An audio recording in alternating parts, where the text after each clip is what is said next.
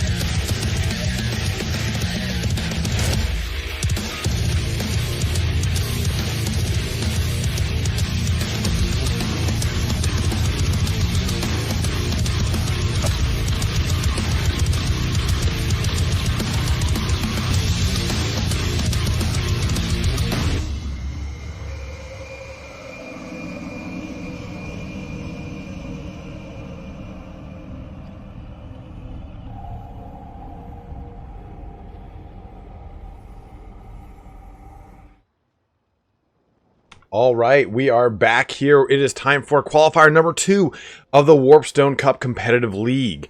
And in our qualifier here today, we have HjalleNalle playing against Amovehacker for our first heat, our first round.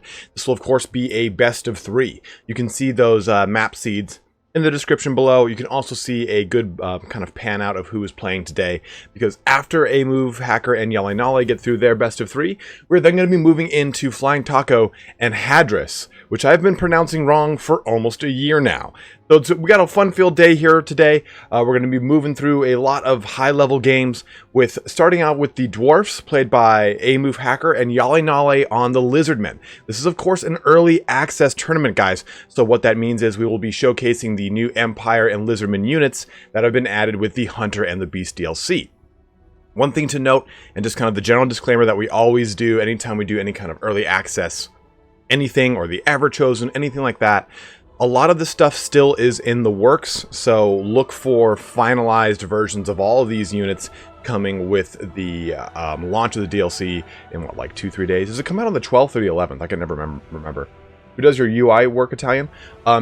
Dare Orc. So it used to be me, but I was so pressed for time, so I should actually put this in the description below. A huge shout out to H for Havoc. He did all the creative for the Warpstone Cup here today. In the previous ones it was me, but I was like, dude, I just don't have the time. I know you are trying to support 2 kids. You have a budding family. He's one of like the nicest guys in the world too, and he does amazing content because he has a really great grasp of Photoshop, Premiere, Illustrator, and After Effects. So he just does amazing work. So if you want to see some other really cool shorter form style videos, head on over to Amovehacker's channel. He does a lot of amazing stuff. DLC releases tomorrow. Well, I gotta get on those guides. Shit. So, again, best of 3 here today. We're going to be starting off with Amovehacker and with HjalleNalle. Amove is going to be playing the Dwarfs, and we're going to see HjalleNalle on the Lizardmen. Yeah, and as always, guys, make sure you're hitting that like button. 160 of you guys here right now. If you're joining me from Turin stream, thank you very much. And if you're just joining me because you want to watch the end, thank you very, very much. The DLC unlock at midnight. I do not know, Strontium. Another thing, too, we will be doing a giveaway of a DLC key here today by the end of this qualifier. So stick around all the way to the end of the finals. I will be doing a giveaway, so I'm going to actually open up the giveaway right now. Let me reset it first. Picked, yes. Yes, okay, open giveaway. So to join in the giveaway, just type !Hunter, and that'll enter you into the giveaway. You only have to do it once. You can't do it repeat times, so on and so forth.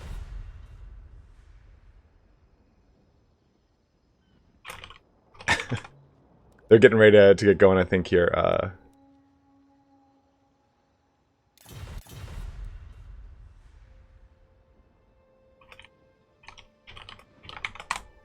So they're just getting their armies all finalized here.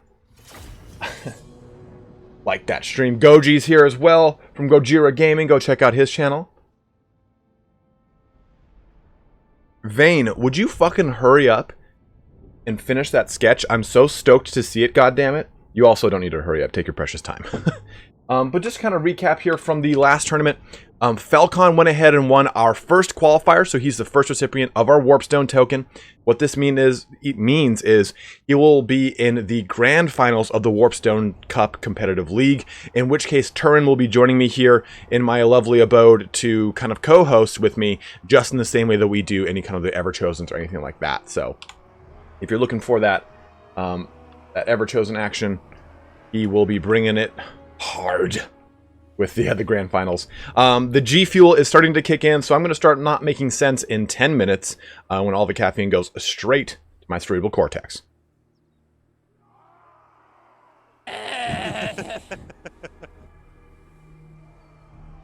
Alright, and so we now are loaded into the match here. Let's go ahead and swip this. Oh, those are the wrong names up. Sorry about that. We want HjalleNalle and Amovehacker. There we go. All right. So I think that a lot of people are concerned with Lizardmen. They always say, like, you know, they're not very good. Lizardmen, I think, are, and Nick Turin can echo the sentiment for me, they're a very strong faction, but they're one that, just like any faction, they seem like they're so easy to get into, and I think people that don't really know the game very well jump into them first because they are very forgiving, right? They are very strong in leadership, very strong in durability, but at the same time, if you don't know their builds very well, you can actually get mucked up pretty hard, including microing some of their larger dinosaurs or even their smaller dinosaurs and keeping them alive and out of rampage range. So I think that they do have a lot of strong matchups against virtually everything. Let's take a look over here at Amovehacker and his geometry of dwarfs to start off, and it is quite a hefty one. He's using this nice, get a little thing here. He's using this nice brick wall or stone work to kind of act as a bastion against the oncoming tide of lizardmen, and he's marked up what, 1, 2, 3 total units of miners. So 3 units of miners and 2 with blasting charges. Let's go ahead and Oh, no with none have blasting charges. So we're going to see a total of 3 units of miners. Then we're looking at Warriors of Dragonfire Pass. 1, 2, 3, 4. 4 total Longbeards. Now remember, of course, Longbeards do have Encourage and they are immune to Psychology. This does make them a little bit better in this matchup here because they're going to be really in it to win it for the long haul versus just your standard Dwarf Warrior. If we take a look over here, you can see your standard Dwarf Warrior has about 15 less armor. The Longbeards are having a total of 100. But these guys, Warriors of Dragonfire Pass, do bring anti-infantry and fire damage to the table. Now we're also going to be seeing 1 unit of Giant Slayers, and then 1 unit of the Dragonback Slayers, which is the Regiment of Renown unit of normal Slayers. We're also going to be seeing a Flame Cannon, not a pick I would have expected against the Lizardmen, but 569 weapon damage, all discouraging shots downrange, in a conjunction with Ulthar's Raiders, should be pretty mean. Now remember, Ulthar's Raiders are the Regiment of Renown version of the Ragers with great weapons, and they have Marked by Ulthar, which means that they do have that nice missile parry, missile resistance, and armor reduction for 28 seconds. Conjunction here, we do have Iron Drakes with Trollhammer torpedoes. Now that's going to be a lot of anti-large AP damage coming down range at the Lizardmen, and I really like this build. It's really fun, it's very unique, and it's very different. We have a Master Engineer that's going to help out with entrenching things and giving some increased refire rate. We also have a nice Rune Lord with, I believe, the new Master Rune here. Let's take a look. Yes, this is the new Master Rune of Wrath and Ruin. So it no longer does damage, but it reduces charge speed and speed by 72%. That is a nice big chunk of speed reduction, making everything here a lot easier to just kind of snipe stuff out. Let's take a look at our Lizardmen here by HjalleNalle, and this is quite the force he has spread across the entire battlefield, picking up a lot of board presence. So a lot of skinks here in the front. He's got 2 units of Croxagores. Now these are the standard Croxagores that do have anti-infantry and AP, not the new ones. The new ones have a lot more AP and weapon strength, but they do not have anti-infantry. Now we also see some cohorts of Sotek as well. These are the Regiment of Renown version of the Red Crested Skinks that have like in it to win it, or fight till you die, whatever. What's it called? We're gonna find out. Refuse to die, so they will not. Their models will not die even though they reach 1 hit point of health. Some Saurus Warriors with shields, 1, 2. Now we got 1 more over there. We got more skin cohorts. We got more Red Crested Skinks. We have, ooh, the Razordon Hunting Pack. These are the new AP unit. Very similar to, of course, the Salamanders. Less melee attack, less weapon strength, but they have increased melee defense and armor as well. I'm going to go ahead and tell them to get going. Do it. And we will get this on the road as I kind of talk through the remainder over here. So more Red Crested Skinks and skin cohorts with some more Croxagores and more Saurus Warriors as well on this right flank. I like the way HjalleNalle has spread this all out. We also see a Skink Priest of... Sorry, my allergies are fucking me up today. Skink Priest of Heavens as well, with Transformation of Cadon, as well as the Amber Spear to do some burst damage. And our Lord choice is the Mighty Gorok. Now this bad boy is looking to just kind of pound the drums of the dwarfs. Remember, take a look at this mace here. The mace... Oop, that's the shield of Aeons. Oh, I didn't take the mace. Damn it. The mace does plus 40% AP and weapon strength and plus 44 melee attack. So it's pretty damn beefy. Let's take a look at how this goes. These are 2 very... what's the unit size our matches on? We're on large, Christopher Brew? Is it Brew? But yeah, we'll see how these Razordons fare against the Dwarfs. In my humble opinion, or anecdotally at least, I have not really seen them do a lot of damage or really come to the fore. I think it's because they have a very cumbersome attack animation. They don't really get a chance to really kind of get on target very well. But I think against the Dwarfs, where they're going to be stationary and not going to be receiving a ton of return fire, I think that they can actually have a really good matchup in this. But we can see that Amovehacker is kind of shifting with the moves over here on his right. He probably can't see these. They are well shrouded within the trees here on the right side. The main forces in the center are pushing in, and the left a little bit is probably shrouded in the trees as well. So we'll see how this kind of pans out. But again, using this this nice stone formation to act as a whole entire negation to one of his flanks is quite nice on his part. But a good defensive geometry. He's got some good layers built into this. Got a nice defensive cordon here with the giant slayers and the slayers back here, kind of acting as the ability to kind of swing throughout the rest of his ranged troops here. Can you guys hear everything all right? Does everything sound? Oh, it was pronounced bro. Okay, cool. Oh, the flame cannon. It is shooting into the hunting pack, who also has Master Rune of Wrath and Ruin knocked onto them. So it's going to be reducing them quite slow. Ooh, oh, right into one of the Razordons, knocking them apart, getting some good char on those little boys right there. Just charring up some lizards, putting another shrimp on the Barbie. It sounds good. Okay, I wanted to make sure it's not too low. On my side, it sounds very low, but Amber Spear. Nothing. Oh, yes it is. Now, nice thing here. Great move by HjalleNalle. He used Amber Spear, tried to get it all the way down the ranks here, but he still got a good shot into it. Take a look at that. Did almost 50% health. I mean, that is so rough and tumble. The nice thing about Amber Spear is it's a very low cost, a very intro spell for beasts, and it can do so much damage. Just like a breath attack, you want it to hit abreast a unit, and it'll go down the whole entire rank and just rake them. Flame cannon starting to spit off as things move from the trees in pure Lizardmen fashion, just ambushing from the jungles as they kind of look to get a good surround here. Miners looking to absorb this first charge in from skin cohorts. Don't mind the lag here. We do have people joining in from all across the world, so that does kind of lead to a little bit of choppiness here and there, so I do apologize about that. It could even be me for all I know. I am hosting this. We are using the new unit caps. Some skin cohorts. We got the cohort of Sotek looking to jump in here onto this unit of the Longbeards as it is frozen in time for a quick solitary moment. And there it is. Again, guys, I apologize for the lag.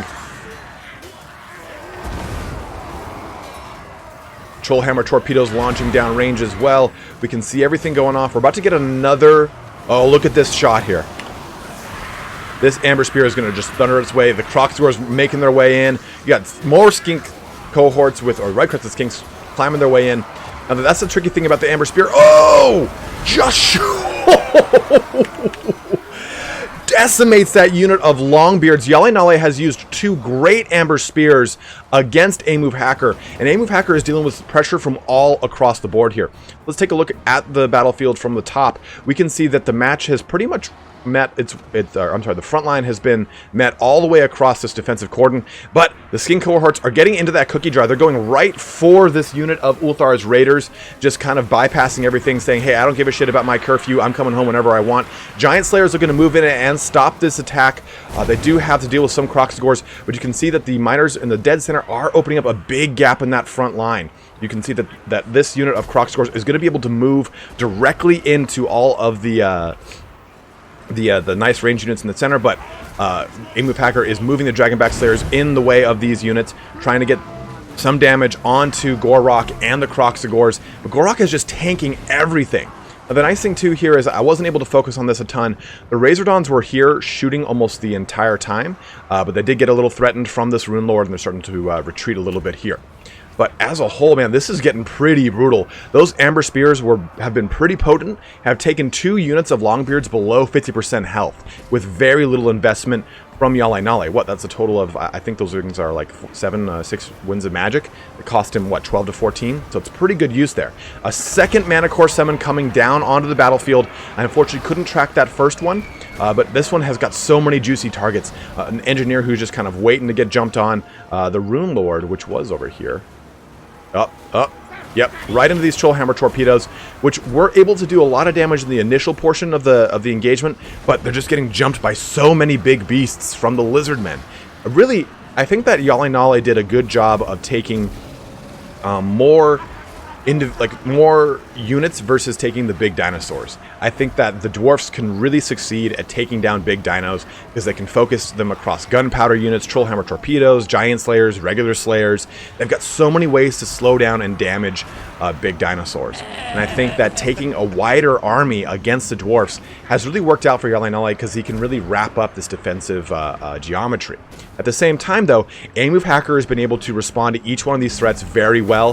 He's really been able to keep a lot of pressure off some of his prime range units, but at this point, you know, it's going to be a bit of a big, serious melee. The balance of power bar is shifting in favor of HjalleNalle as it comes down to like a 60-40 right now. Gore is in those trollhammer torpedoes, just bashing things around with his shield and driving that Mace of Ulamog into the thing's faces. Now, the Skink Priest of Beasts was in a pretty poor position there. He did get a hit with a little bit of the trollhammer torpedoes and some flame cannon action. Flame cannon's still online though. Amove has done a great job of keeping that flame cannon online. He's been shooting almost the entire time. 170 kills for this bad boy. So it's been a real great defensive play here, but at the same time, a lot of great aggressive moves from both players to really keep things moving and pumping this whole fight. This has been an amazing engagement. Look at Gore just going right for that Rune Lord. Oh, going for the shield bash.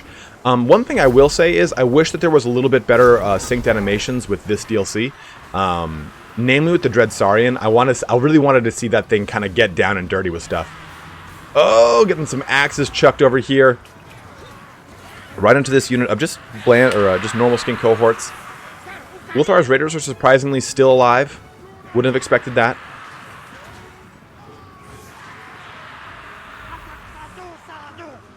Kind of getting a good surveillance of the battlefield here. It's really just down to this this last bit of melee. The balance of power bar has shifted pretty well in HjalleNalle's favor. He's got a lot of really big, heavy targets still on the battlefield, including Gore, whose health has not budged. Has not budged. Now, I know that in the banner for Gore, it mentioned that he has regeneration. He does not have that in multiplayer. So Gore has just been tanking that entire time. So great first match here. We can see that Amovehacker had a lot of really great a lot of really good defensive, I guess, formations here, and at the same time responded very well to everything HjalleNalle brought to the table. He was able to shore up gaps in his front line very quickly with giant slayers or giant slayers or slayers, not sailors. He had no sailors in the mix, but 88 and 99 kills out of those guys. Did a very, very good job of shoring up those gaps that did crop up. 178 kills on a flame cannon. I think that Amove did a great job of just taking one flame cannon and not, like, you know, going overboard with that not going overboard with the memeage, quote unquote, of a flame cannon. And I personally would have never thought a flame cannon would have done so well in this engagement, but it really did. And I think a lot of that lent to the fact that he was able to keep it alive for so long. It almost ran out of ammunition and was able to fight the entire time.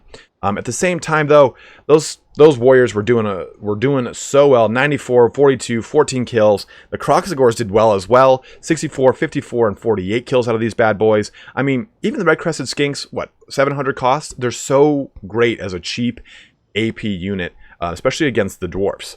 32, 31, 22 kills on these guys. Gore just hammering things home the entire time. So an amazing first game here.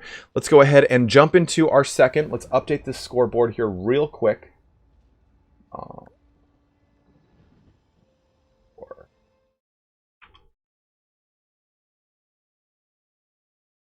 Jump back over here. In the meantime, we're going to update our map as well.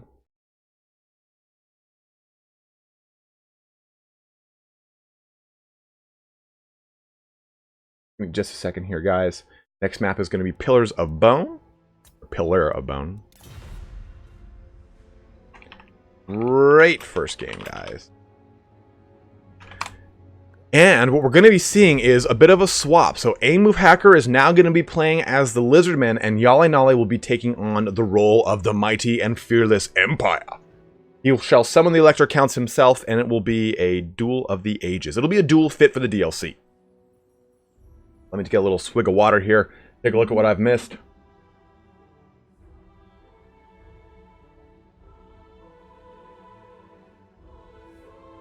Whew. Right, I'm just taking a look at chat, kind of looking over here. Crab God is my new religion. It should be. It should be everyone's. Luke said, isn't it weird Lizardmen summons Manticore and Lore of Beasts? Wouldn't a unit of Ripperdactyls be better? I mean, it would be cool, but it's just the Lore of Beasts never caters to the race of the caster in the tabletop. So I think they're just kind of playing along with that. Lord Krevnar, I'm good, dude. How have you been, man? What's up, Jake Woo? Vane Warlord, I saw the resolution thing. Sorry, dude. Last week was a blur. I'll get that to you today, my man. Can you just message me on Discord and remind me? That way, when I come back from all this, I'll get it like immediately. Who's in the pub most likely? Oh yeah, Whiskey Jack is always drunk. It's not true. He's not.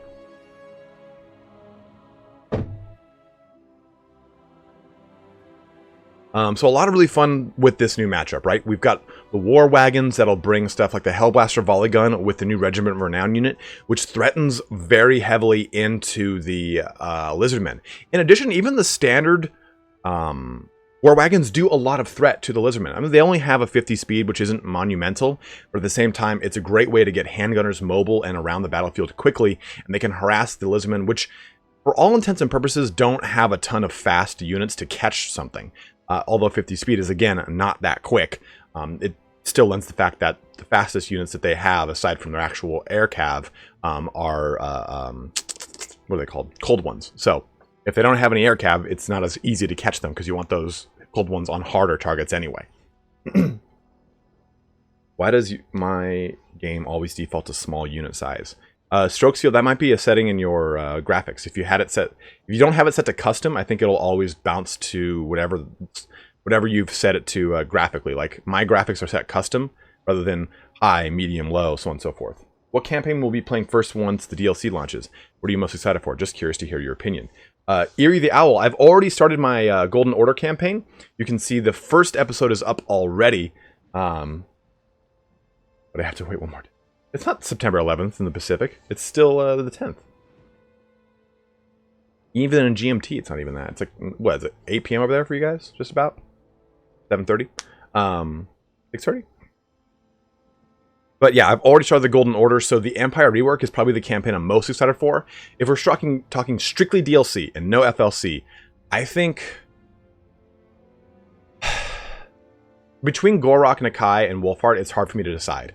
Wolfheart's really cool. He's a whole different way to approach campaign because you don't have the typical things you have access to. Kind of in the same way that I really enjoyed the 8 Princess DLC because it negated certain things that you could normally do in a campaign to kind of steamroll or snowball. That's why I think Marcus Wolfheart's is very fun. And Marcus plays very much like kind of like a fun RPG. So I like Marcus a lot. Nakai's is very different because it takes a whole new take onto the Horde mechanic, and I fucking love that. Gorok's is awesome because Gorok is so beefy. He's just the girth master. I love him. Yeah, guys, make sure you're liking that stream. We got 260 of you bad boys tuning in here today. Ready up. Ready.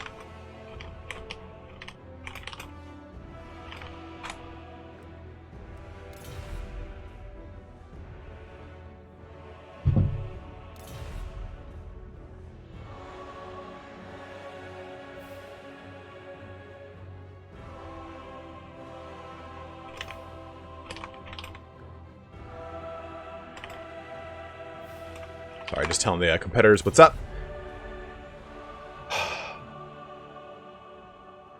I'm the best. You're the best, Alex.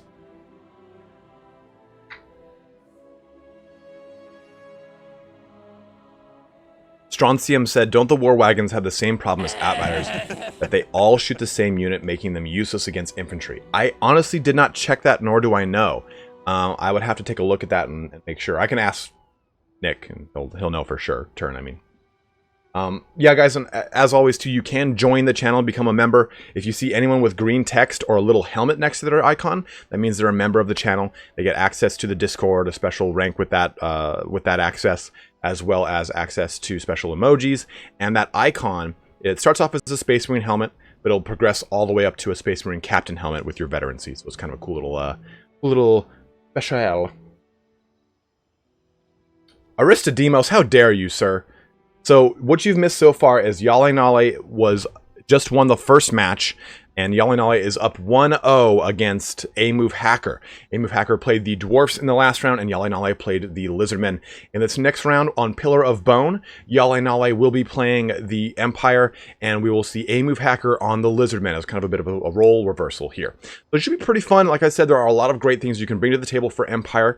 Also, with the addition of the Dread Saurian, I really personally feel that the Feral Dread Saurian is the way to go. He's not that expensive, 2,300 points. He brings a lot to the table. When you take a look at that compared to a 32 or 3,800, either Dread Saurian non-feral or Dread Saurian Regiment of Renown, you get so much more bang for your buck because you're not locking up a whole third or fourth of your army. About Patreon, you can absolutely do Patreon too, Christian Bender. The Patreon does get you access to the Discord as well with a special title. I wish I could combine like the YouTube membership and Patreon so you get like the actual icon here if you're a patron. It's annoying that you can't.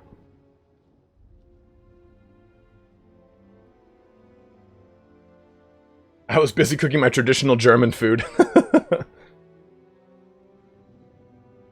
you cook Spatzel or Spitzel?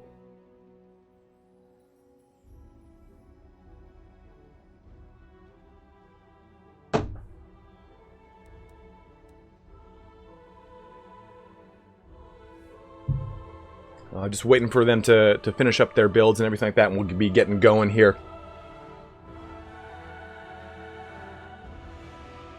Buy the membership so that Spartacus will have a reason to hire me again. Yeah, by the way, guys, all the icons were hand-drawn by Vane Warlord, and Vane Warlord is also working on 2 shirts for the channel. The first one right now is a really cool dwarf one that's going to be coming out here pretty soon, whenever I get him the relevant information. So both the players are ready, and we're going to be zoning in to the map right now. This is Pillar of Bone again, with HjalleNalle playing the Empire, and with Amovehacker playing the Lizardmen. If you're just joining us, this is a best of 3 for the first heat. The second heat will also be a best of 3, followed by a finals between both winners, which will be a best of 5. Now, right now, HjalleNalle is up 1-0 against Amovehacker. If HjalleNalle wins this one, he will move on to the finals, whereas Amovehacker, if he wins, it will become a 1-1 and we'll have a third round. Do you have any experience with the tabletop game at all? Connor Whitney, you sly son of a bitch. I've been playing the tabletop for 20 plus years.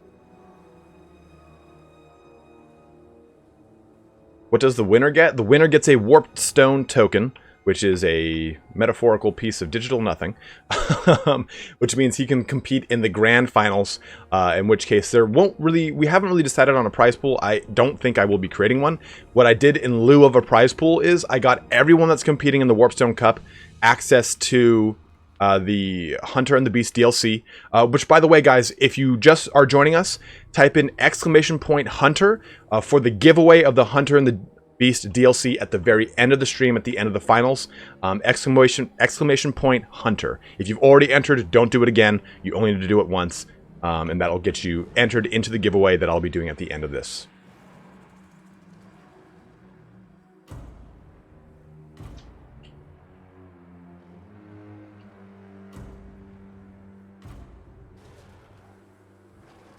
Sorry.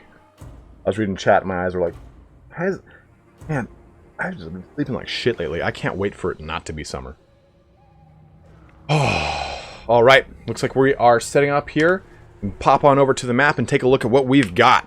So let's go ahead and look at... Who first? We'll look at HjalleNalle. He looks to be a little bit more set up.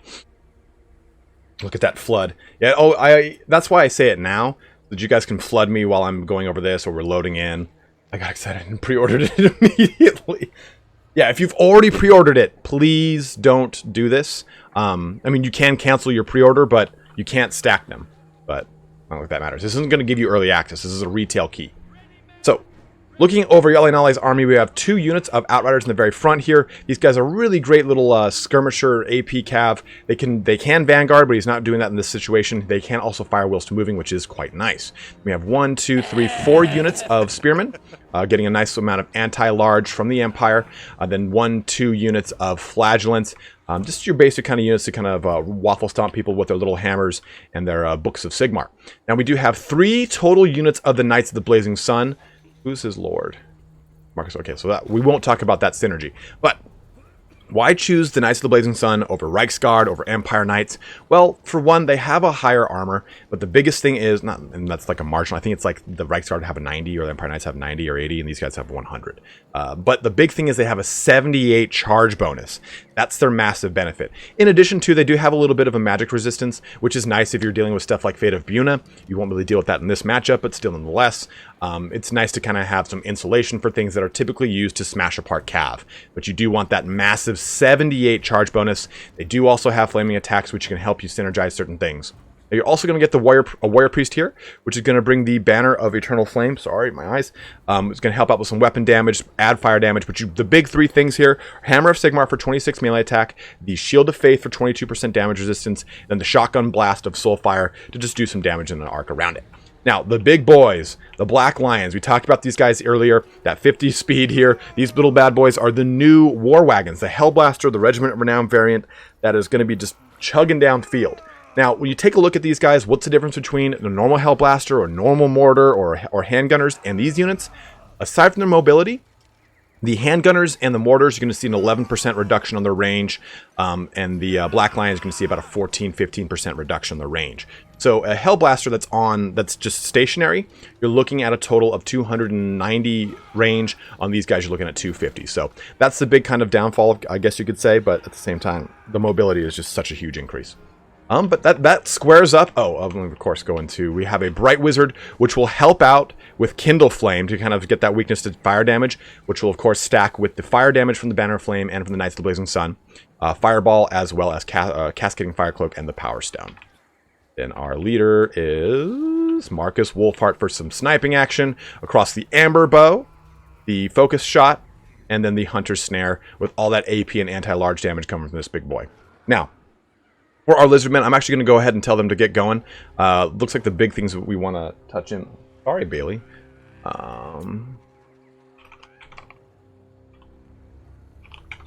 Okay, I've just told them to do it.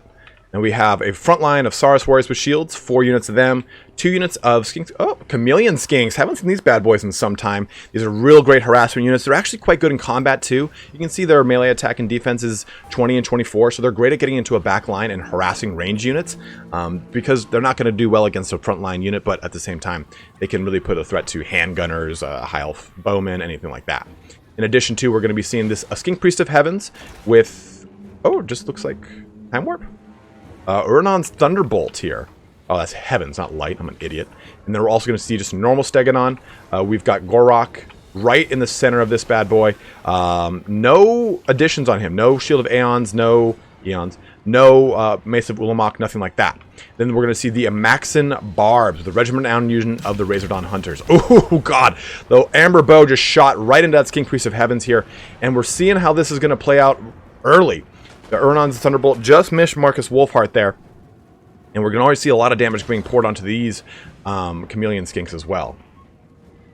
Jesus Christ, those... I love that in the chat. Jesus Christ, those Chameleon Skinks are super ugly. What are you talking about? They're beautiful. Backline 2, though, of Cold One Spear Riders, guys. Just worth pointing out. Uh-oh. Looks like we're going to see a focus shot here. Coming out of Marcus downrange over there. And it is... firing. Yes, upping the audio just a smidge, just for you. It also depends on my proximity. Oh, focus shot did not get off. The War Wagon already took some shots in here, but we're getting a nice big cav moving over to that left flank here. Bring that down. Looking to get a nice overloading flank on this left side, but the Skink Priests are, the Chameleon Skinks are looking to just do some poking damage, help keep them subverted a little bit. Is that... The problem with, I will say the biggest issue with stuff like Focus Shot, anything from the Huntsman General and from Marcus Wolfheart, there tends to be a chance that the actual ability won't go off, so that can be very annoying. Guys, 300 of you liking and not even 100 likes. Press those likes button. Give me some thumbs. Anytime you watch any content creator, likes are so important, and it's like a cheap, easy way to give back to someone, because you're basically saying, like, yes, what you're doing matches the title you're doing, and it all makes sense together. Google's algorithm, take that. Have a good thumb. So we're seeing some of these Knights of the Blazing Sun moving over here. Again, we're seeing a very defensive play from Amovehacker. HjalleNalle looking to kind of tie the noose with all of his cav elements on the left and right flanks, and moving his front line in very slowly. He's just kind of getting a nice prodding charge in here, getting closer and closer. He is poking things here and there. Fireball making its way downtown towards these Cold One Spear Riders. Boom! Dead onto them. Doing a good little 10% chunk of health damage there. Uh-oh. A big charge coming in.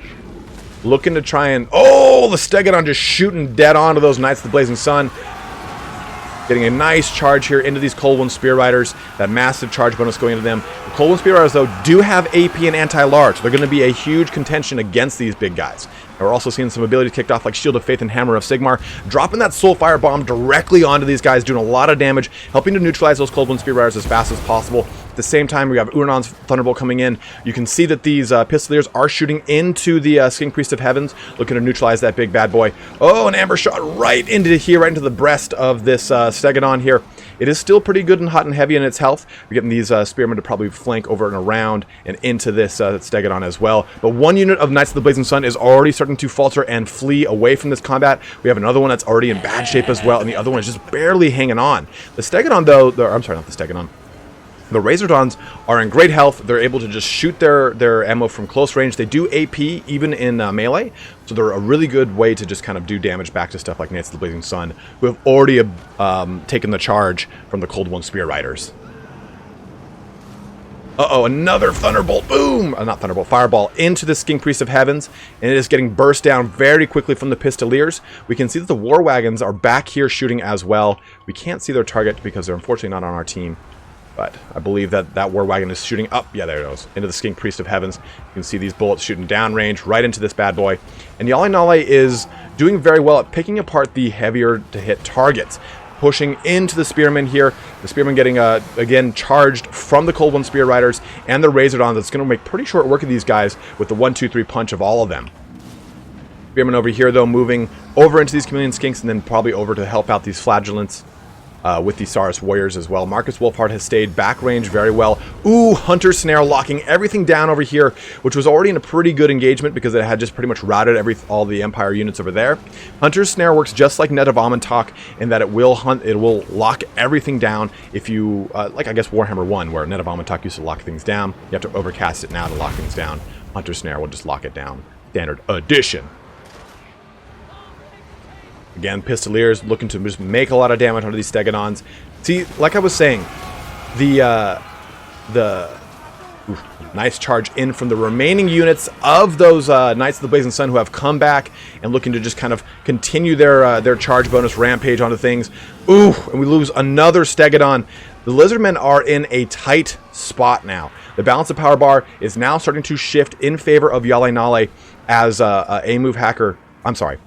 Yes. In favor of HjalleNalle as Amovehacker responds to each one of these threats that are coming his way. Losing both his Stegodons is a pretty huge hit to his balance of power, but a lot of the big scary units like the Knights of the Blazing Sun are beat up very well. The Warrior Priest coming in here, bringing Shield of Faith and Hammer of Sigmar, as well as Soulfire, onto this pocket of the Cold One Spear Riders and Saurus Warriors, looking to do as much damage to them as he can. Like I was saying earlier, though, the Black Lion, it has stayed out of this fight the entire time. It's not wasting. It's using its entire ammo bar to just shoot things apart. No Lizardman has been able to get close to it and do any damage. That's the big thing about those War Wagons is they can stay a far distance away from things because while they are a threat, using the Cold One Spear Riders against the Knights of the Blazing Sun was a better move than chasing down that War Wagon, who, at the same time, though, did so much damage while just being online. But we have that Warrior Priest fleeing. We still have pockets of Lizardmen over here. Those Saurus Warriors are going to be quite hard to take down for anything aside from these Pistoliers and the War Wagon. The Spearmen are not going to be very well equipped to deal with that. And Gore still at full health. He doesn't care. He's just going to bring that shield and smash people apart with it. Someone asked earlier, what's my opinion of how do you feel that Wolfheart is a better archer, more powerful than both High Elf and Wood Elf Lord's heroes? Uh-oh. Uh-oh. That's not going to feel good, Gorok. Boo! Oh, just missed him. Did it actually? Nope, didn't even hit him with Kindle Flame. So, that did just miss him. He did get hit, though, with some shots from the mighty Marcus Wolfheart. The Black Lions are fully out of ammo now, though. So, they are just going to be their standard low melee attack chariots. You can see they still can act as chariots in combat, charging through things, but they are getting just pretty well hammered by stuff. But again, that's not their point. They're not supposed to be chariots here. Back onto Wolfheart and Elithanar and Wood Elves. I think that with a Wood Elf rework, we will start to see Wood Elf Lords and Waystalkers be way stronger than Marcus Wolfheart, and I'm surprised Elithanar didn't get some of like the Wolfheart treatment. It's kind of sad to see how terrible Elithanar is in general, and by comparison to Marcus Wolfheart. Ooh, another focus shot coming in here. Gonna land deep onto this big boy. You see, this is crazy. Like, Gorok can tank so much damage. Like, look at this. 100 armor, silver shield on him. He's got innate missile resistance of 15%. He's got a 15% physical resistance as well. I mean, he's in it to win it. Pistoliers just now getting into melee. They're out of their ammunition as well, charging apart all of these chameleon skinks. And army losses kicking in as HjalleNalle pushes ahead 2-0 in the first round of our qualifier number 2 on the channel. Let's go ahead and get that scoreboard updated here.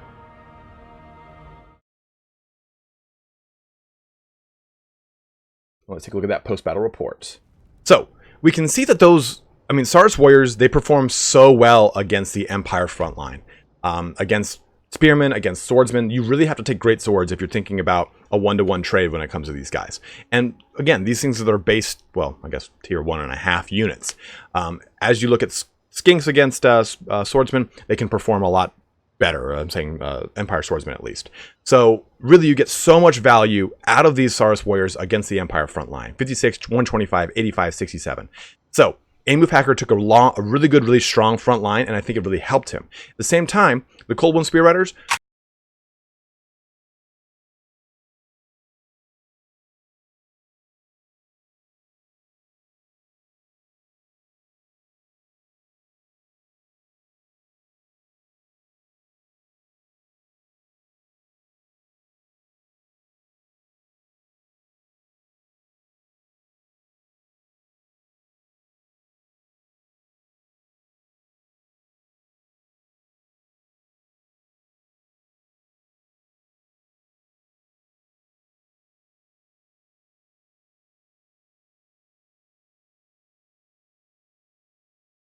oh no, there's a sound. I'm muted. There we go. Where did I cut out? Sorry, guys.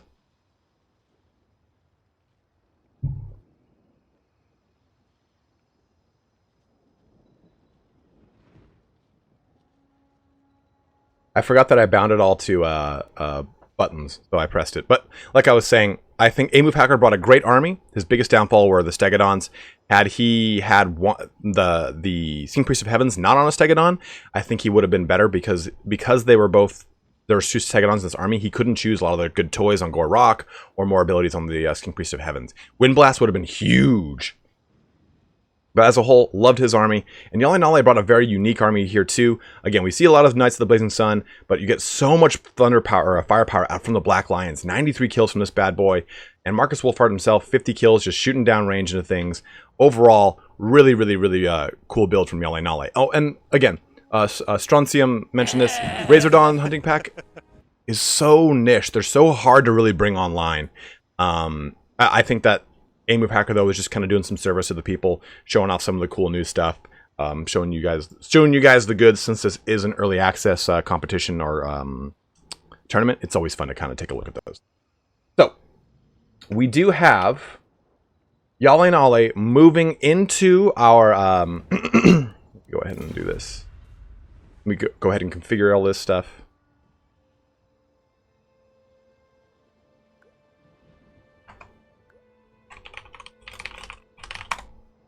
We have HjalleNalle moving into the finals go ahead and where is that button? Bracket.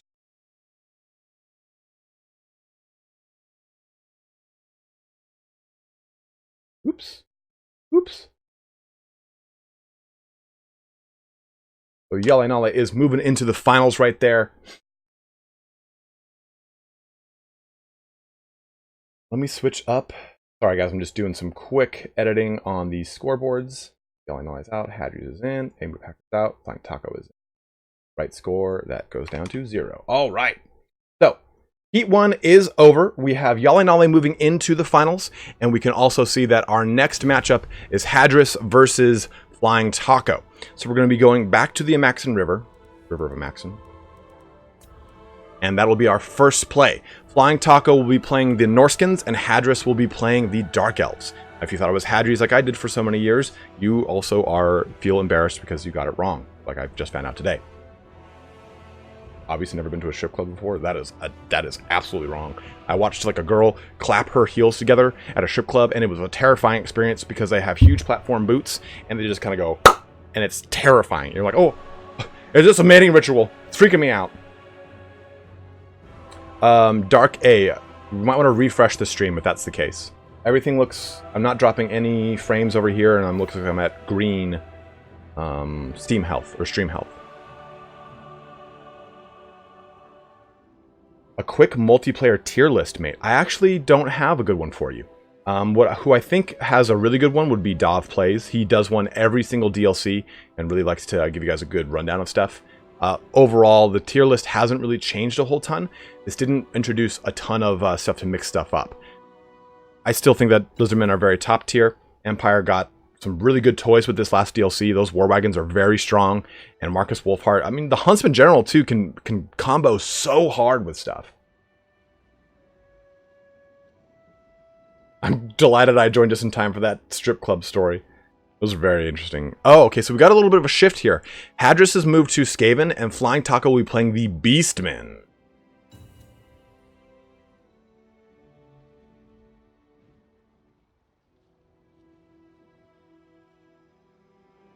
Which one in specific, Alex?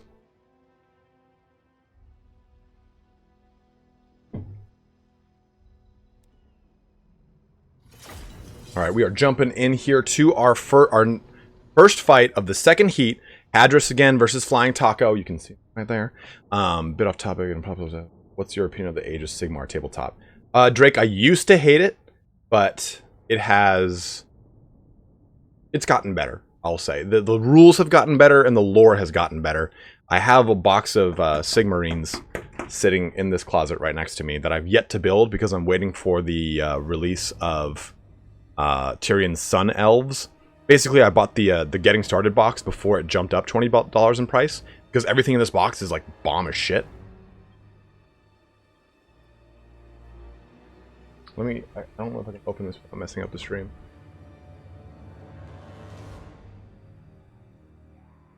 Yeah, so I got this before it jumped up in price.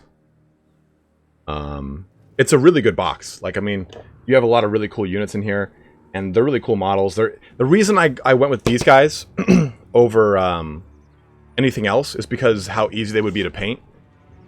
If I'm going to start Age of Sigmar, I want something easy to paint. I was going to go with the Corn Army. I really like them, but didn't know if I wanted to deal with flesh.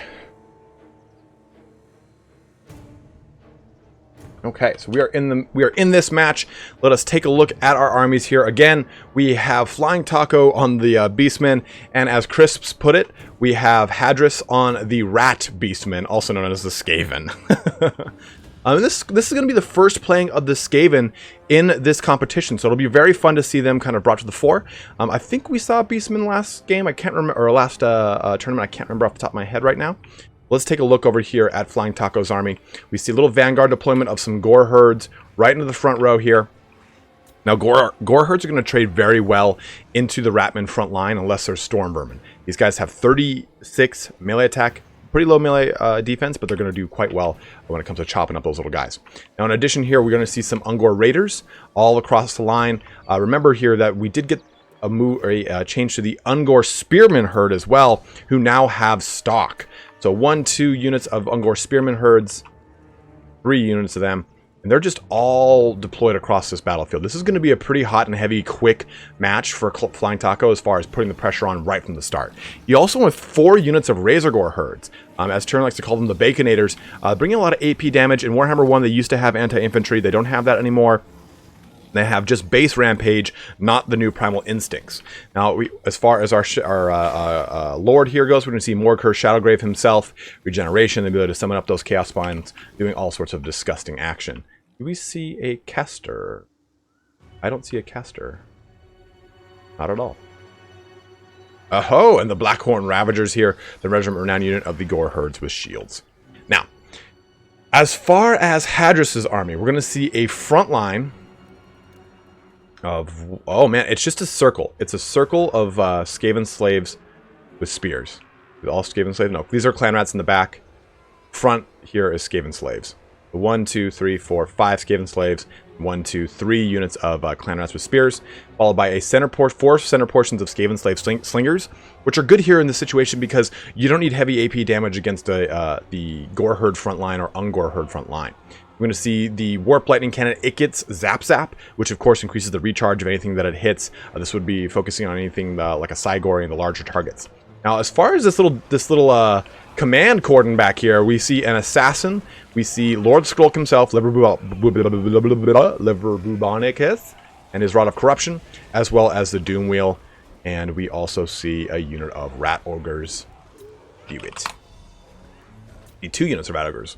One on the left and right sides. These guys will act very well. Oh, did he just move those? Oh, it's 2 Doom Wheels. One of them being the Wheels of Doom. And 2 Assassins in this fight. So we're going to see some beasts on beast action here. Someone said, I believe the Razorgore herds have anti-infantry. I think they do, just not the icon anymore. No anti-infantry anymore. They had it in Warhammer 1, not in Warhammer 2. Zap is already starting to shoot downrange, just missing those Razorgore herds as they just kind of skirt by that green plasma death ray. Whoo! Just misses it again. We're already just look at these thundering hooves making their way towards the skittering claws of the rats. Wheel of Doom already starting to move in as well. Oh, there it is. There's your caster of beasts. How do I not see that? I'm such an idiot. Transformation of Caton and Flock of Doom on this bad boy. Troops have uncovered hidden foes. Flying Dutchman, how are you, dude? Summon up of clan rats back here too to help out deal with those situations. You can already see the Wheel of Doom is getting in there on those Gore herds, but they're already making their way for the Skaven slaves. They're going to just bring those cleavers to town. Horns and hooves and the rats and tails all over the place. Razorgore's charging in there as well to support each one of those big massive charges. These Razorgores are going to do very well to just mulch through this entire unit. They will also threaten any of the larger creatures, especially these Wheels of Doom and the such. Plenty of slingers making their way over these units, shooting into the raiders over here. Look at that. Look at all that action. Now, the Gore herds getting beat down pretty well, though, against these clan... Oh, these are clan rats right here. I thought those were the slaves. I was like, that's pretty rare. Wasn't expecting that. Rat ogres getting some chaos spawns on them as well. It is an all-in this little portion on the left side. We see assassins, we see the Wheels of Doom, we see both of the Doom Wheels. We see chaos spawn, we see rat ogres. Morgur's just kind of skirting around. We got the assassin. He has popped trophy heads and the rival high totem. Or I'm sorry, assassin's trophy, not trophy heads. And he's looking to just get in there as fast as possible. That is a huge reduction to the melee attack and melee defense of Morgur. Morgur can tank quite a bit, but look, those Razorgores are coming to just relieve this bad boy. Man, my tongue is just not working today. This fight is going off across the entire battlefield here. The balance power bar is still nice and heavy at 50%. The nice thing about these assassins is that they're reducing all of these Beastmen's melee attack and melee defense. That has now ended. We can see the Doom Wheel has Stand Your Ground. Or he's part of Stand Your Ground. Sorry, that's not normal.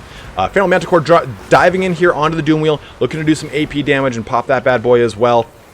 But as a whole, we can see that the Beastmen are starting to get some good momentum. They've crushed the Skaven Slave front line, and they're looking to push back into all of these units back here. How did I miss the Butchers of Kalkengard, too? Man, sorry, guys. Missed those Butchers of Kalkengard, which are now on Ikit Zap Zap, which is shooting every so often, but I think it is now shut down. And we have quite a lot of pressure from the Razor Gores and the Butchers of Kalkengard, as well as other Gore herds moving in on this.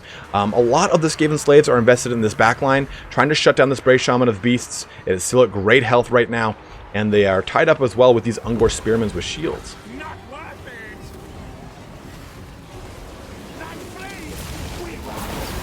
Oof. Wheels of Doom making their way through all these Razor Gore herds. They do have some support. I'm sorry, the Wheels of Doom have no support. And the Butchers of Kalkengard have some support from the Feral Manticore. The Ungor Raiders also shooting the whole entire time. Those guys have not been shut down. They don't do a ton of damage, but again, to a weaker armored front line of Skaven slaves, they do the damage that they need to do. The Doomwheel has a strong, like 203 missile damage, magic attack, range attack. We're getting another Feral Manticore summon in here. All sorts of play going onto the Wheels of Doom, looking to pop it quickly. The balance of power bar has shifted now. It is moved in favor of FlyingTaco as he kind of continues this Beastman rampage against the Ratmen. But you can take a look here. Hadres has a lot in this back he can start to push forward with again. There's quite a few units. He's just realized that. He's pushing them in as well. The majority of the Skaven front line has buckled, but he does have quite a few little tricks up his sleeve still. Some clan rat summons and the such. Everything is kind of invested in this center portion here. Lord Skrolk is well surrounded. He does have both of his assassins on him as well, looking to just try and burst down the mighty Morghur Shadowgrave here. Morghur is so tanky. Good God, Ninja, you scared the shit out of me. This cat has thrown up on me today, and he just meowed and terrified me right there.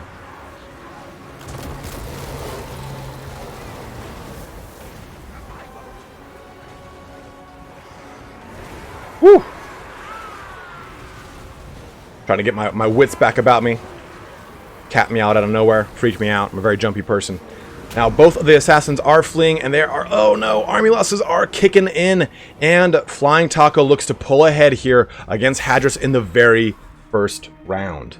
So, that was a pretty brutal, pretty hard first round. There was so much going on across the front line, the back line. Beastmen were invested all over the place. You had rats just scampering all over. It was disgusting. Go ahead and adjust that scoreboard there. All right. So taking a look at this post-battle report here, I think that Hadres was expecting a little bit larger larger creatures from the Beastman force. I think that maybe he was expecting some Cygors, hence the Warp Lightning Cannon, but the Warp Lightning Cannon can still do quite a bit of damage, even against things like, especially Morghur, which has abilities and not spells. So we can reset some of those spells. And Morghur himself, I think, is just the best, if not most competitive lord for the Beastmen. I mean, there are other situations where you would want other lords, but I think he's just such a good all-comers legendary lord. As not just a Beastman lord, but compared to other legendary lords. In addition to that, you can see the Gore herds perform very well, smashing apart the Skaven slaves in the very beginning. But the clan rat spears were able to kind of mitigate some of that and do damage back to the Ungors and as well as the rest of the Gore herds. But really, I mean, you had so much damage coming your way, so much burst from the Razor Gore herds, charging through the Gore herds, supporting then into the Butchers of Kalkengard and the Ungor Raiders firing downrange the entire time.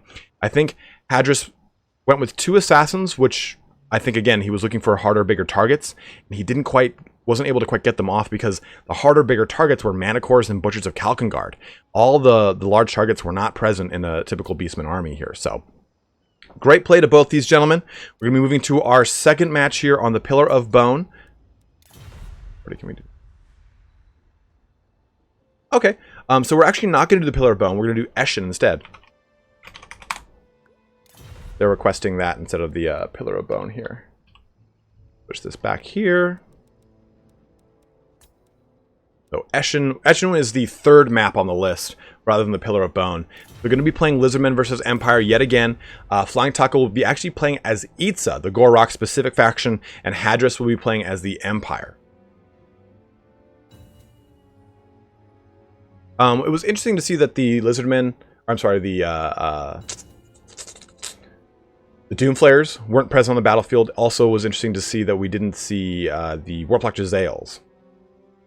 What's the highest stream views? We got up to 620 yesterday, Shucksaw.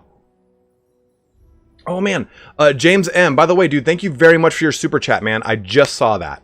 So thank you very, very, very much. Guys, as always, super chats, donations, joining, becoming a member, they all help out so much, as I am a full-time YouTuber, and it really is awesome. So thank you very fucking much.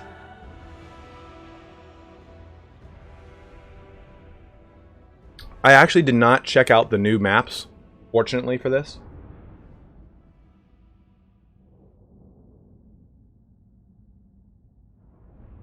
Reading chat here. Ninja is on the floor, meowing and whipping his tail at me. 347 of you guys tuning in here today. Thank you very much. Make sure you're pressing that like button. Those little thumbs, they really help out a lot.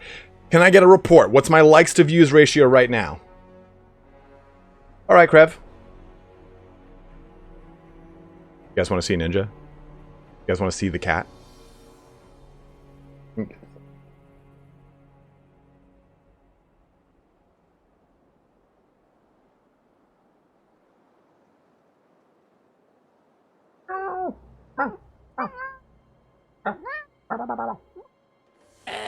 He's very chatty. When he just wants to be held and pet, he's very chatty. We're just using this time while they load in here, guys. Oh, they're loading in. Let's go ahead and put Ninja down.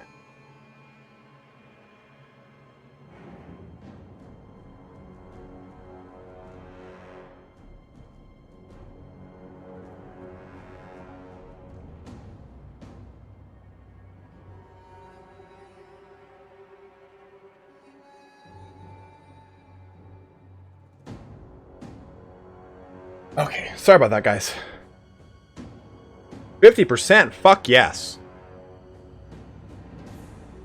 Ernesto, he's not my cat, actually. He does need to watch his weight, though. Let's take a look here at both of our armies. Itza versus the Empire. So we'll take a look at Itza real quick. Being played by FlyingTaco. And look, ooh, we got a big boy himself. We got the Dreadsaurian. He doesn't need to watch his weight because he's a Dreadsaurian. And he is vicious. So we can see that this guy has got 750 AP damage. He does not have Primal Instincts, but he does have Rampage. So he will not get his bonuses if he does Rampage, when he does Rampage. But also causing terror here, mass amount of AP damage, armor, but he also has 60 speed, so he's quite fast on his feet. Now the Dreadsaurian is supported by 1-2 units of Cold One Spear Riders, and then it's followed by more Cold One Spear Riders in the back here. And we have 1, 2, 3, 4 units of Saurus Warriors with 2 units of Skin Cohorts with Javelins supporting them. The mighty Gore himself, yet again, is bringing the hurt here. He does have just his Roar ability here, Rock of Itza, which helps out with 44% physical resistance and a 9% increase to his vigor. Now, we also see the brand new Sock'em Bopper Sacred Croxagores themselves. These guys have 120 AP damage. So the 94 or 84 of it is just strictly AP, so that's so much AP coming out. 84 is AP. With the new Primal Instincts too, they're going to get their 16% charge bonus and melee attack when they do eventually Rampage. On the front too, we also see a unit of Chameleon Skinks. Husky156, thank you very much, brother. I'm glad you enjoyed the channel. And yes, I do still do stuff with Indie Pride.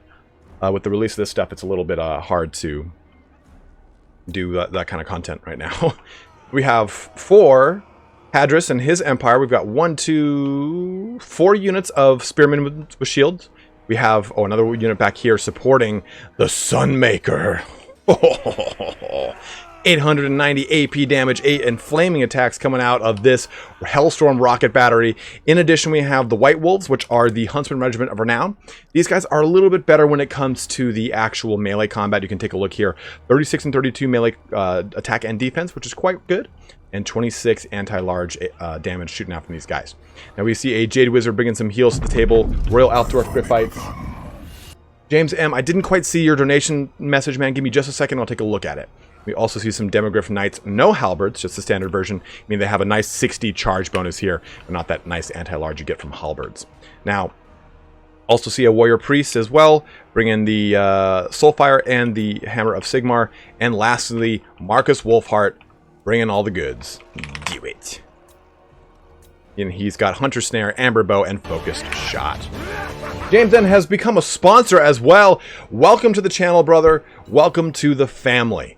You now get yourself a nice little Space Marine helmet, being indicative of you as a sponsor. Where do I find the Discord link? You should see it in the description. If not, could someone from the Discord, Crisps, can you link the Discord? And the fight is underway. The Hellstorm rocket battery is already starting to rip off downrange. I turned the sound down a little bit because that Feral Crocsgore was just screaming at me. And it's doing so much damage to those Saurus Warriors. Well, to this one mainly.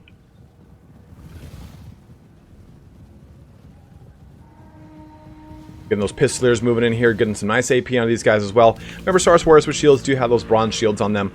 They'll be able to mitigate some of that range damage, but not from this Hellstorm rocket battery. Woo! Marcus shooting into them as well, doing some nice ballista-style damage. Look at this little pocket over here, though. You have this huge dinosaur army moving, shifting with the Sinking Priest of Heavens, who does have Wind Blast and Harmonic Convergence.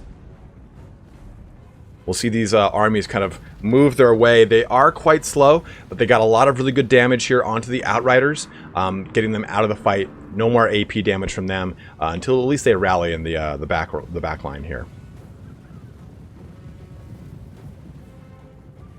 Yeah, it's always good to see some Hellstorm fireworks.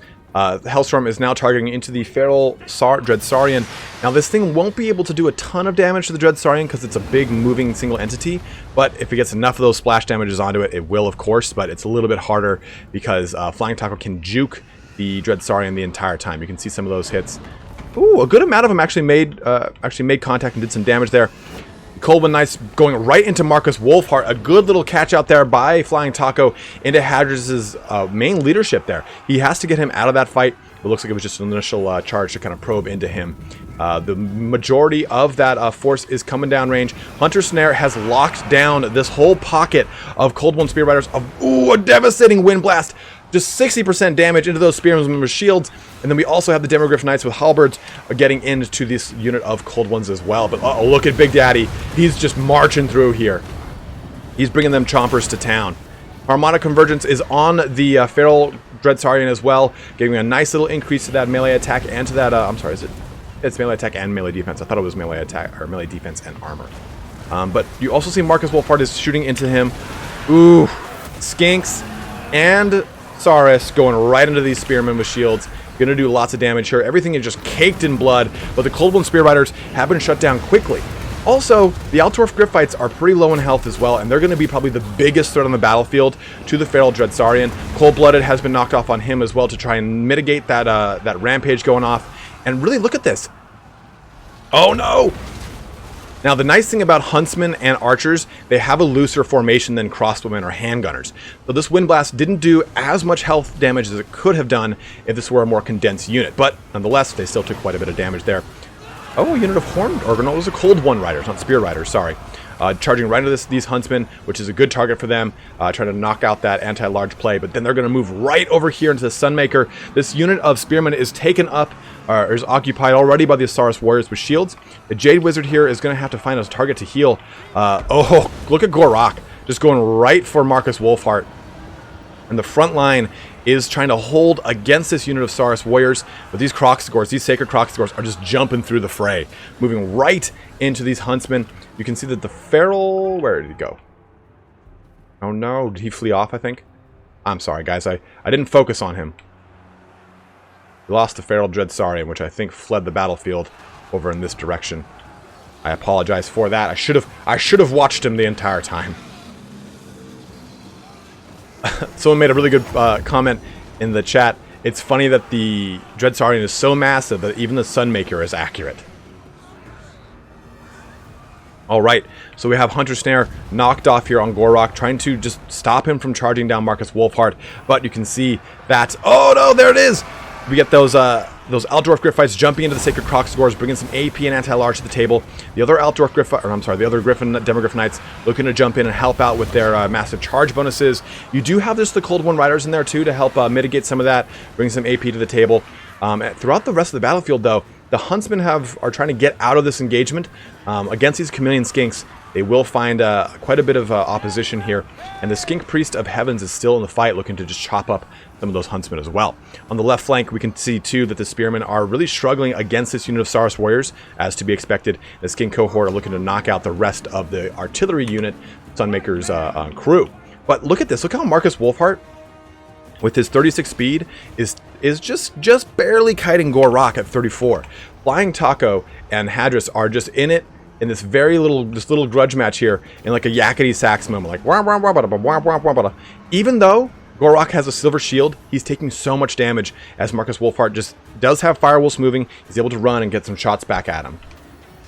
Look at that. See, just every so often just plucking backwards.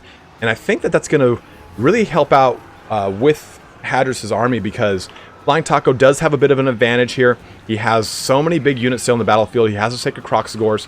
He still has this unit of Cold One Riders, which can actually threaten Marcus right now.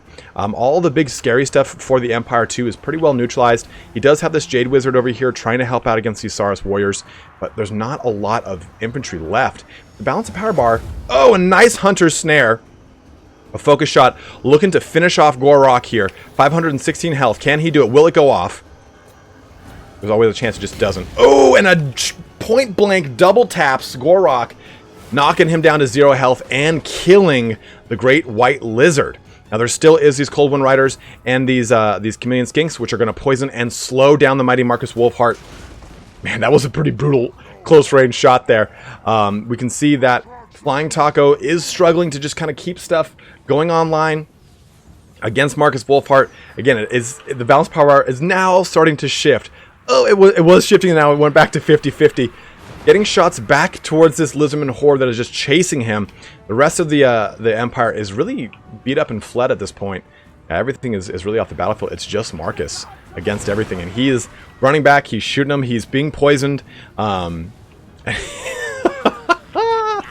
Just look at him trying to get away. What is his speed down to now? It's down to 28. It's only a matter of time before stuff catches up to him. He does have these spearmen that are just getting completely broken. They're not going to be doing anything, but they're just absorbing some shots, which is quite hilarious. I'm surprised the balance of power bar is still at 50-50. And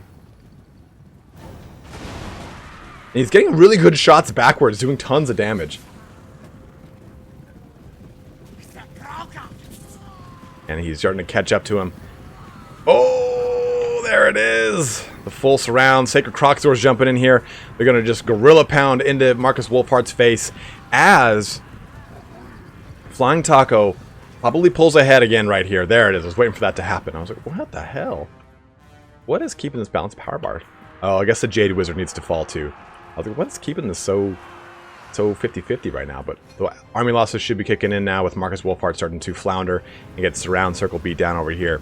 And FlyingTaco will pull ahead against Hadres in a 2-0 shutout. Now, this fight was so close. There was a lot of back and forth moments, right? You did have a lot of cascading good charges from the Lizardmen, and I think that FlyingTaco met those charges very well with his Altdorf Gryphites and Demogryph Knights. I think the Sunmaker was a really cool play here. I didn't expect that to be brought to this table, but 31 kills, I mean, it was able to do a lot of damage to the Dread Saurian, who couldn't do a ton of damage in turn. 17 kills, which, while they are still primarily against Demogryph Knights, it just still wasn't able to do as much damage. I mean, take a look at this, though. Sacred Croxagores got a nice, roughly 60 kills in, and Marcus Wolfheart got a nice good 45. The Spearmen held their own quite well. Typically, Spearmen don't do as well as Swordsmen against Saurus Warriors, who got 62, 57, 76, 63 kills. But, I mean, they had some skinks to deal with. 23, 12, 61, 41, 34 kills. It was a very fun fight to see in this final match now of our second heat with Hadres and FlyingTaco. So, the scoreboard is now updated here. Well, it will be updated as soon as I press this button. 2-0, we have FlyingTaco winning against Hadres, and that means that our finals will now be FlyingTaco versus HjalleNalle. Go ahead and switch this over here. We're going to take the bracket. We're going to take FlyingTaco's name. We're going to copy it, and then we're going to paste it as a reference.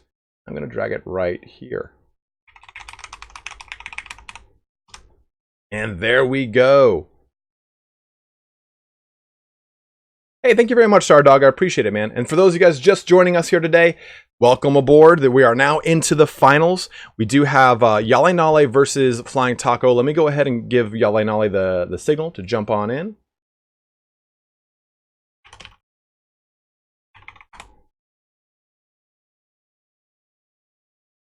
Back here. Oops. Got that.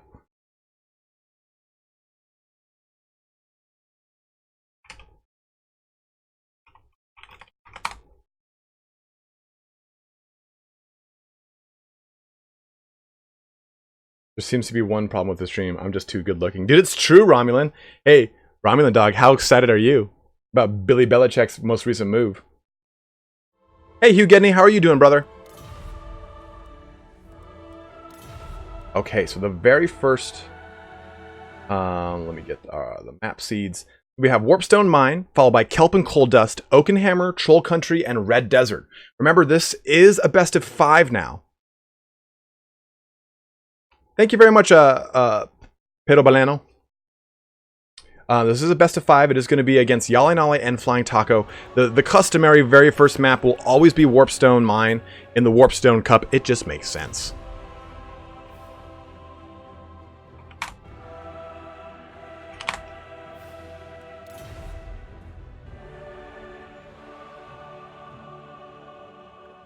Yes, I am in the multiplayer Discord. The weekly tournament Discord? That one? Oh, yes. Thank you very much for reminding me to look at that donation.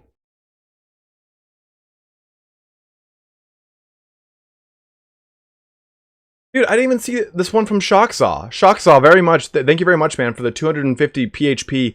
I don't know what PHP is, aside from the actual language. The Filipino dollars? Yeah, Filipino peso.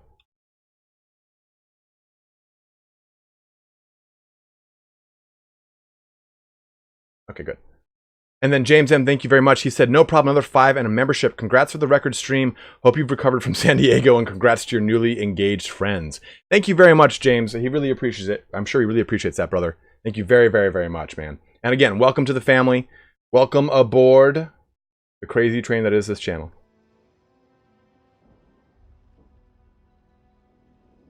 Your plan does not have my consent. We're just waiting for HjalleNalle to join in here. He's just taking care of some stuff real quick. And after this stream, Gojira Gaming will be streaming a King of the Hill. He'll be doing that as an early access King of the Hill. So people that have early access are going to be competing in a competitive King of the Hill moment. It'll be very fun on his channel. At the very end of the stream, I'll be giving you guys a link to that so you can jump on over to him. We'll raid Gojira Gaming's channel, basically. But again, as a heads up, we are doing a giveaway too. So if you are looking to pick up the DLC, go ahead and put !Hunter. That'll put you into the giveaway. If you've already done that, you don't need to do it again. But I will be giving away 1 retail key for Hunter and the Beast DLC. I'll be also giving away another one on the 14th and another one on the 15th, and then 2 more in the grand finals. Business is booming. Dude, it's so good to see you, Romulan Dog. Romulan Dog, a previous competitor in the, what's it called? Everchosen, has been in part of the Eternal Challenger League, a huge portion of the competitive realm.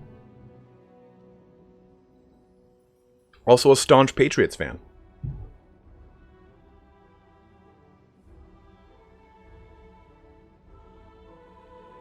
Yeah, if you have already pre-ordered, I mean, you can return your pre-order if you win it, but... Can't see. Okay, there we go. We got it. We found him. Okay, good.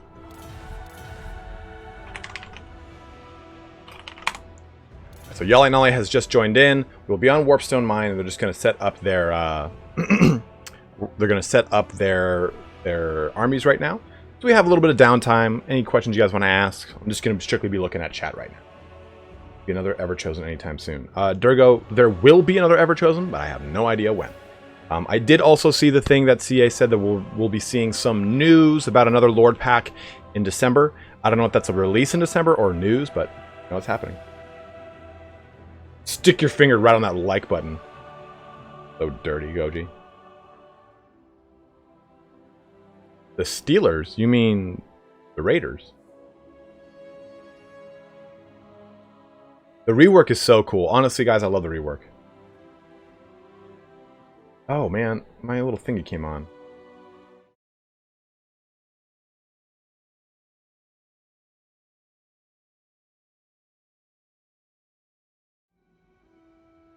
So it looks like we're going to be seeing HjalleNalle on the Greenskins versus FlyingTaco on the Lizardmen.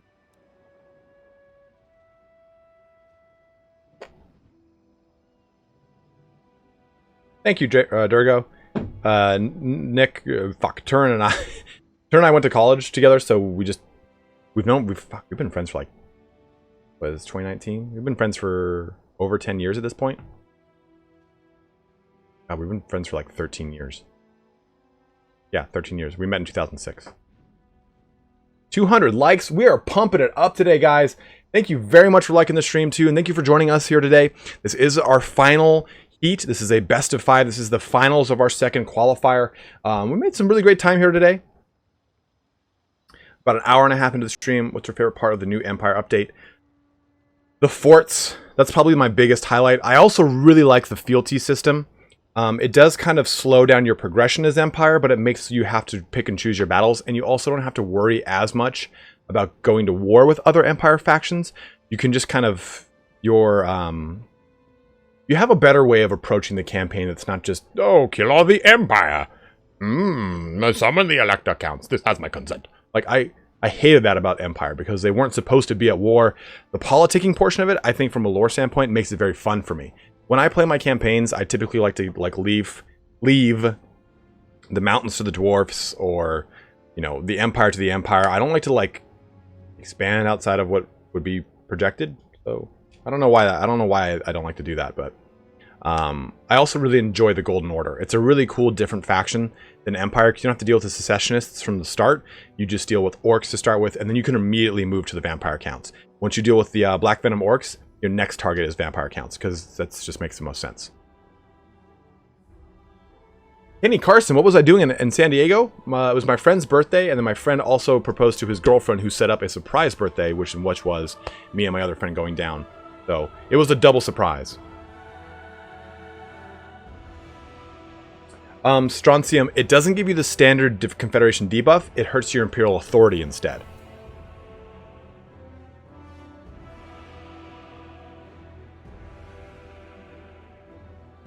My opening is the coolest. Thank you very much, Luke. All right, both the competitors are ready to go. We are going to jump onto the battle map.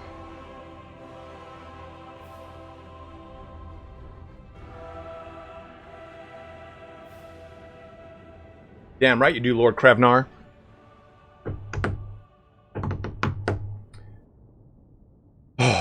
You know, on one hand, I'm sad there wasn't an Everchosen, because, you know, Nick and I would be just getting back from it yesterday. We'd actually probably still be asleep right now. Yes, it will, Kenny Carson. But so with the Everchosen, we don't really get to cover any of the news, so it kind of sucks. But all the new things that come out, the things that you guys get to see, we are in the studio during that time, so we don't get to cover them. I don't get to have fun and speculate with you guys, mainly because we know everything. We're in the studio at that point, so it's like there's nothing hidden for us. It'd be kind of shitty for me to cover news if I'm sitting in the studio. Oh, guys, I don't know what's coming, as I look over to my right and there's all that's coming. So it was cool to kind of be on the DLC side of it again this time, to kind of follow things in line with you guys, to get a shit ton of content created, to have the entire DLC early access window. So that was a lot of fun for me. But again, I really enjoy doing the Everchosen. I enjoy being there with Nick, or Lore Master Sotek, also his name's Ryan, like mine. And all the production team at CA is so fun. Like Jordan, Guy, God damn it. Oh God, what's it? Tom. I have so much fun with them. It's so fun to just kind of screw around. It's a really intense situation. If you've ever done any kind of theater production or cinematic or TV production, you know how stressful it can be, but also how binding it becomes. You get very close to anyone that you're doing that with. All right, so let's get into this combat, into this fight. Let's take a look at HjalleNalle's Greenskin Hood. We're going to see 1, 2, 3, 4 units of goblins. Some nice silver shield spearmen. We're going to see the new giant, new quote-unquote giant, which just got a reduction in its cost. We're going to see some savage orcs on the flanks of them. We're going to see the new 8-peak loonies, or just 8-peak loonies, the Regiment Renown version of them. Then Forest Goblin Spider Riders. 1, 2 over there, and I think 1, 2 over here as well. We're going to see, some hit nasty skulkers as well as Doomdiver Catapult. Then we're going to see the mighty Wurzog himself. Look at this bad boy on his hog. The EVGA to get, to be expected, a great lockdown device. And then we're also going to be seeing Fist of Gork and Brain Burster. And we also, is this a Ragnarok Queen? Yes, the Ragnarok Queen, the Regiment of Renown Spider Queen. And then also Regiment of Renown version Death Creepers of the Goblin Spider Rider Archers. Now, EVGA to get is going to be very strong in this situation, especially because we see the big bad boy himself, the Feral Dread Saurian. Let's take a look here. Update the scoreboard. Oh god, I'm sorry guys. We have HjalleNalle.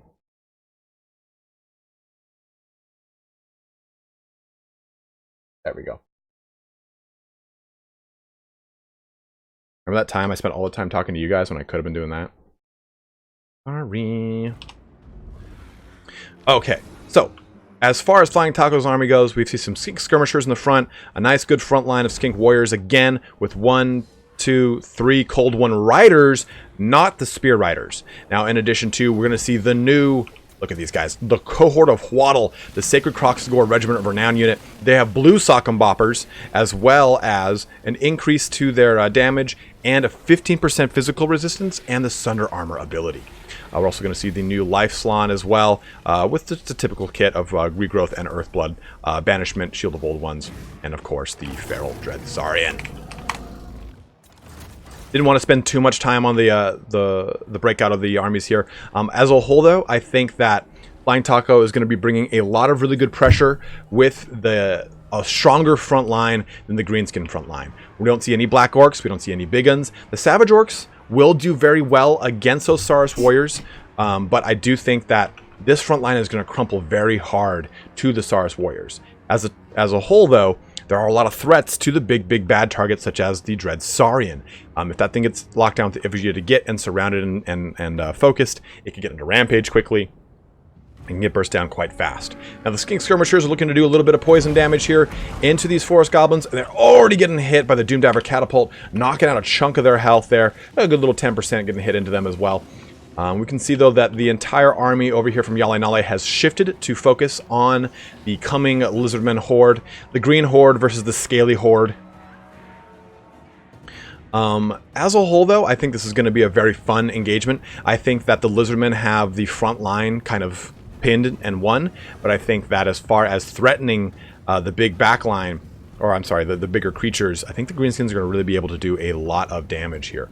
But I do think, too, that with the amount of cavalry forces that are going to be able to blow through all these Forest Goblin Spider Riders, it's going to be a very interesting fight. I think HjalleNalle has his work really cut out for him, because he's going to have to respond to these threats well. And that's something that we see at this high level of competitive play. We see these guys not panicking, responding very well to threats that would otherwise kind of collapse, I mean, my line if I was playing. They usually will screen out charges or put things in the way or help add weight to absorb a very scary charge. So I don't think that this is like a one match already. I think that HjalleNalle, again, has his work cut out, and he's going to have to respond to each one of the charges coming his way. The Doomdiver Catapult, though, already doing its heavy AP damage into the Feral Dread Saurian. They're trying to knock some early health off this big boy. And the nice thing, too, about this shot is, oh, whoa, you see that? A little shuck and jive action going on there. Early cast. Now, I was going to say, the nice thing about where this Dread Saurian is, as those Doomdiver Catapult bombs hit, it'll hit other units if it misses. So that's a pretty good little move there. We can see that the major portion of this right now is a skirmisher play, and really these two big gaps make for a really funky and interesting engagement. The Warpstone Mine is a very interesting map, and it forces you either to push very heavily into this direction. If you remember our first, oof. Look at that fist go down right into these Saurus Warriors. If you remember our first game in the first qualifier, Falcon was able to use, to his advantage, an overwhelming charge in from this portion of the gap while his front line connected with the rest of the foe. He was playing against the Lizardmen. So We don't. I don't think that HjalleNalle is trying to emulate that, but at the same time, he has chosen to overwhelm this gap. What's up, Longo? How are you doing, brother? Uh-oh, our first connection is happening. We're having some Night Goblin. Oh, just a little Spirit Rider, guys. Jumping on in here. Oh, the Ragnarok Queen has met the Feral Dread Saurian, and we have the Sacred Croc Scores looking to support that as well. Got a nice little buff in here from the Shield of the Old Ones, helping to mitigate quite a little bit of this damage, but Wah has been kicked off as well, helping out those charge bonuses, that speed, that melee attack. Things are going all in on that dead center portion of the fight. We're getting some little skink skirmisher action. Or sorry, some of the Death Creeper action onto those skinks and those Cold One Riders. A nice banishment has ripped through over in this portion of the battlefield. It looks like it really missed the majority of the Greenskins, but it just missed coming back into these Goblin Spider Riders over here. A nice fist over there has been shot down. It is going to be quite interesting here. We should be seeing an FG to get knock on the Feral Dread Saurian. Saurian. Whew. All right, back into this here. You can see the Slana just kind of making his way, shooting things, blasting things all over the place. Arachnok Spider got out of the death clutches of the Feral Dread Saurian. The Giant is in here too, just bringing a wallop to town. And the Feral Dread Saurian has now rampaged out of control. This is going to help out. It's going to push him into these nasty Skulkers here to give him some nice AP damage. They don't have anti-large, but take a look at this. That chunk of health just getting knocked out of this bad boy. This fight is pretty wild here. We have both these units of the Saurus Warriors already fleeing off the table. A lot of pressure from those Forest Goblin Spider Riders, from all those Spearmen, from the Savage Orcs, who were really able to bring it to the Saurus Warriors. Now you can see the Dreaded Saurian is struggling so hard. It does have Cold Blood. It is trying to get away from that rampage. We get a little heal coming onto it from Earth Blood, trying to just... Oh no! It's starting to waver. It is going to break here soon, and it is now routing. It did get an Earthblood on him, but look, this Slan Priest is in a bad spot. It is right in front of that Arachnok Queen. We do have a Get Back here knocked off onto Wurzog, trying to stabilize some of the, not military, some of the leadership over here. But the Greenskin Horde is really trying to push things back, and we see a win for the Greenskins.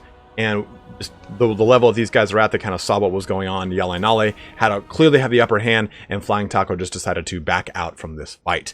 And really, I think that this was a very interesting fight. I think that HjalleNalle was able to get the really good charges in.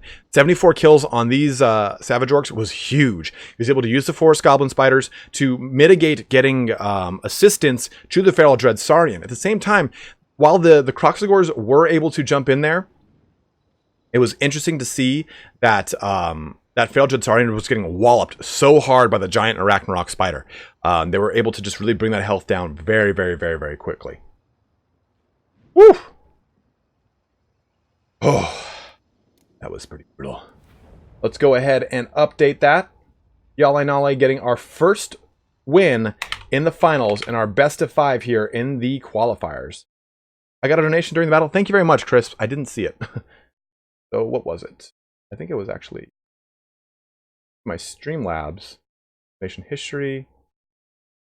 Panel Lepanen said, "Here's to the quality content for these years. Thank you very much," with an $11 donation. Thank you very, very, very much, Hannah. I really, really appreciate it. Again, guys, anytime you guys make a donation to me, it is so huge, and I'm so appreciative. Back over here, you can see my Chrome Dome.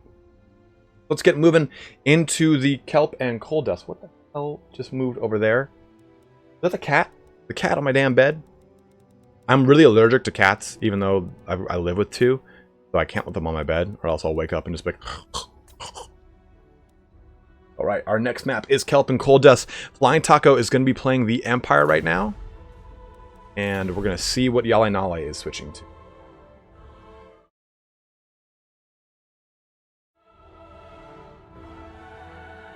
Just one second, I'm gonna take a look at my bed here.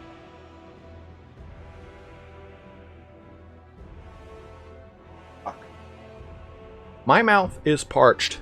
Longo, thank you very much. I'm gonna be getting it trimmed on Monday. It's a little bit long on the sides. It gets really shaggy and long here. Gotta use beard conditioner, use beard oil, all this shit.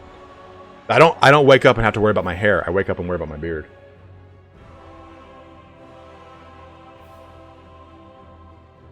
I will be changing that donation thing to something fun. I don't know what I want to do. I'm open to suggestions, my bros.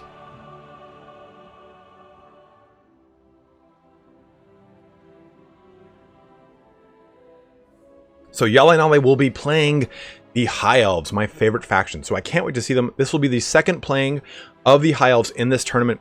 Last time Falcon was able to just do a massive wombo combo of the Sea Fang and Penumbral Pendulum. See that? Didn't say pendulum. Against them, playing as the Norskins in our last finals of the qualifier number 1. So it should be fun to see this in the second round to see if they can redeem themselves as a race. They have some nice you shampoo your beard. I use like a beard shampoo conditioner every other day. Who's your favorite character in Warhammer Fantasy? From Hugh Gedney. Eltharion is up there. You guys know he's like my favorite character. Gotrek and Felix are really up there too. William King was one of my favorite writers.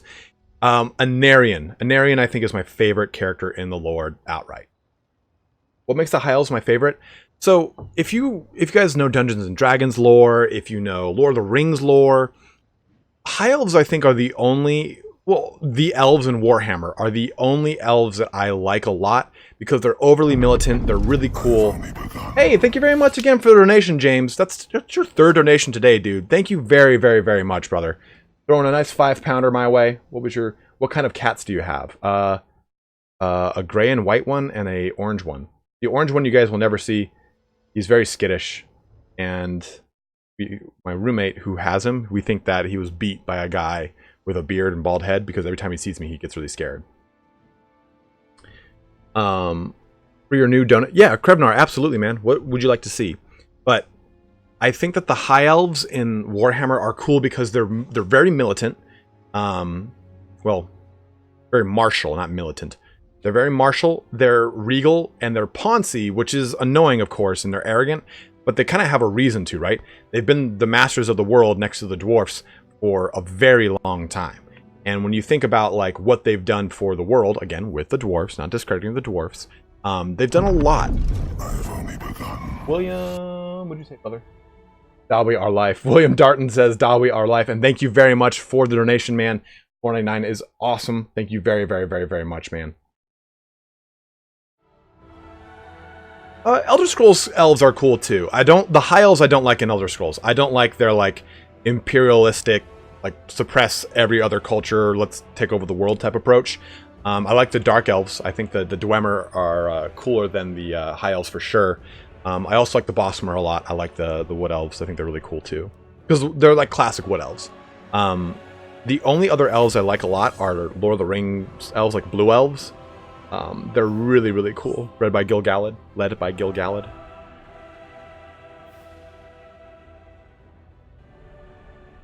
Al Martin made a joke here and said, High Elves were the first mistake. You're actually not wrong. Like, they made the old ones made the High Elves and went, Jesus Christ. They're too prone to fucking each other. And so let's make dwarfs. And he goes, oh, Jesus Christ, I can't even use magic. Let's make humans.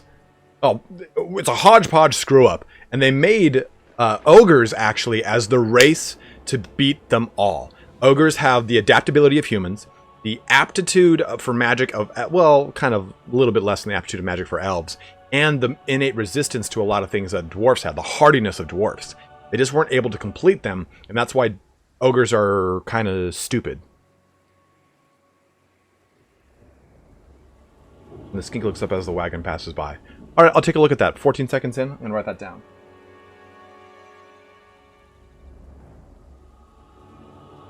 Is it really? Ooh, thank you, Wicked. Didn't know that.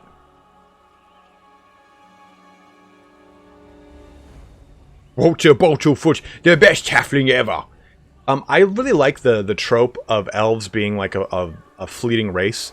That's like Lord of the Rings and High Elves are like that, right? Like, it's kind of the same notion, though.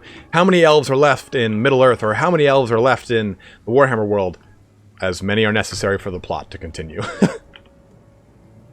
The old ones didn't leave before. They were kind of like the Great Catastrophe started before they were able to finish them.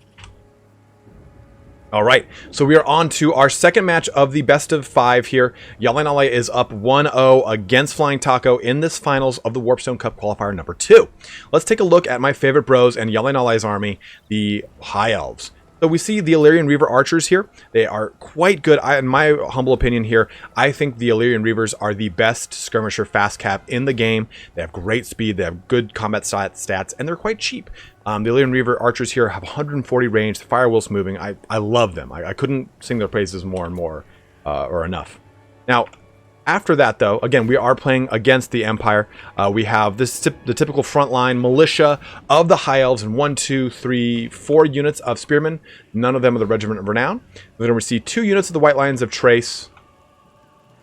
These guys bring in some nice AP, good, decent armor to the table here, and I think they're very strong against the Empire frontline, which is a little bit weaker. I think White Lions of Trace have gotten a lot better play in the months to come since the release of the game. They used to be quite terrible. Now they've got good matchups against the Dwarfs, against Lizardmen, against Norska. They're very strong against Tomb Kings as well. But now we're going to see the big bulk of the HjalleNalle's army in both the Dragon Princes and the Fireborn. Oh, they're just like my favorite models in the game. Fireborn, of course, bringing some anti-large fire attacks and resistance to fire to the table. We're also going to see the Lore Master of Hoeth with both the... it's not called Dark Mind, and I don't know why I'm trying to say it's Dark Mind. It's Spirit Leech and Earthblood. And then Tyrion as well with Riposte. And no Sunfang, interestingly enough, but he does have the Heart of Avalorn for that burst of healing. So a nice, fun army here of High Elves. I'm very stoked to see it. We do see some sneaky backline play with a unit of Illyrian Reavers, not the Archers. But let's take a look at FlyingTaco's army. We're going to see... Let's take a look here. 1, 2, 3 units of Empire Knights. Empire Knights, again, they have 110 armor here. Much lower charge bonus. I believe they have 10 more armor than the Knights of the Blazing Sun, so that corrects my earlier. There are 3 total units of these guys.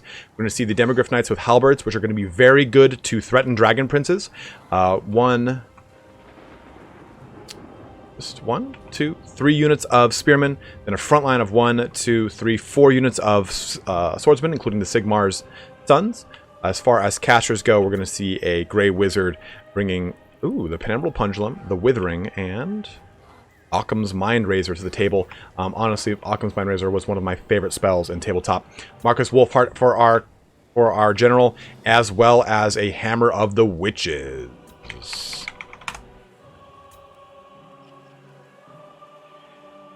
Feel you got a college football game? Well, there it is, Bob. You always like to see this kind of play when it comes from the Illyrian Reavers. They always like to push into the left side of the pocket. They put a lot of pressure onto that quarterback, and they're always liking to get up there. That halfback has got to defend a whole lot harder against those Illyrian Reaver archers when it comes to that kind of play. I gotta say, Bob, they're one of the best things when it comes to those High Elves. Already getting some Illyrian Reaver archer play against Marcus Wolfheart there. Just doing a little bit of a shooting action here.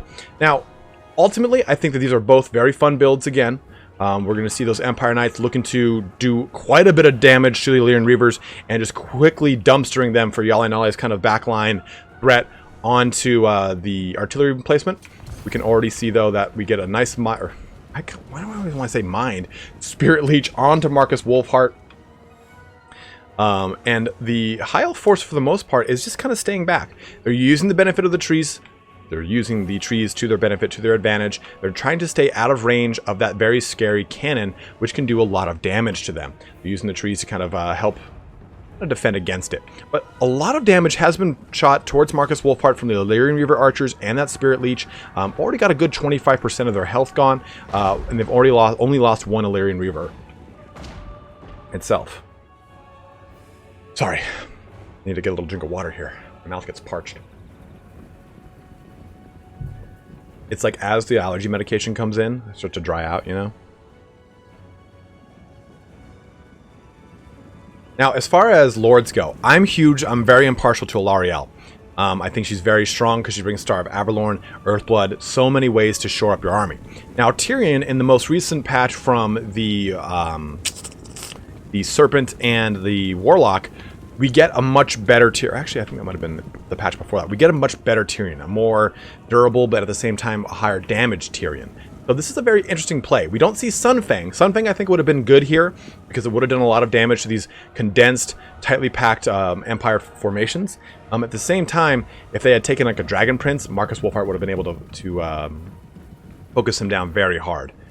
Reaver Archers getting a lot of good play over here. HjalleNalle just, again, He's just poking, getting some good little shots in here over and over. Get a little bit of damage in. Both these forces are starting to move in. Uh-oh. An aim shot right at the Lore Master of Hoeth. Oof. Oh! Right in the face! And he takes that, and he is down so low in health. He does get another Spirit Leech onto Marcus Wolfheart, but damn, look at that. Christian Svensson just... Oh, another Amber Bow. And the Lore Master of Hoeth is out of this fight before it even began.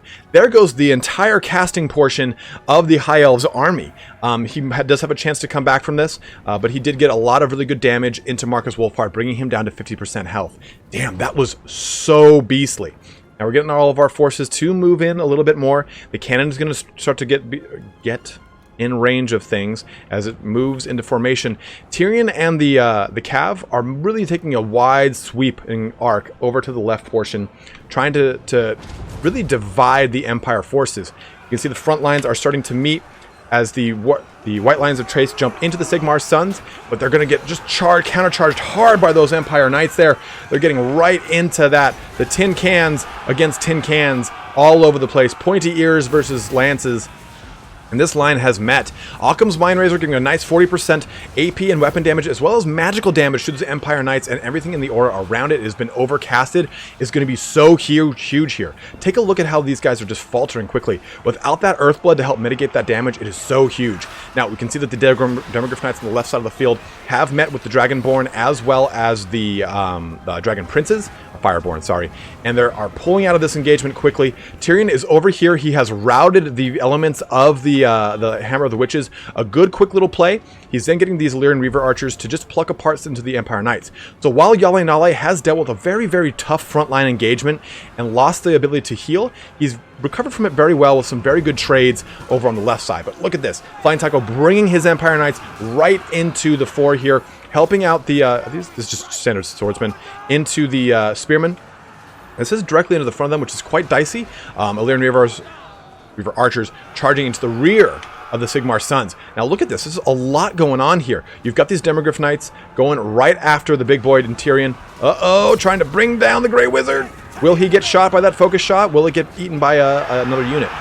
See, that's the big thing about focus shot. If there's not a clear, direct shot, he will abandon the ability. So it is quite risky there.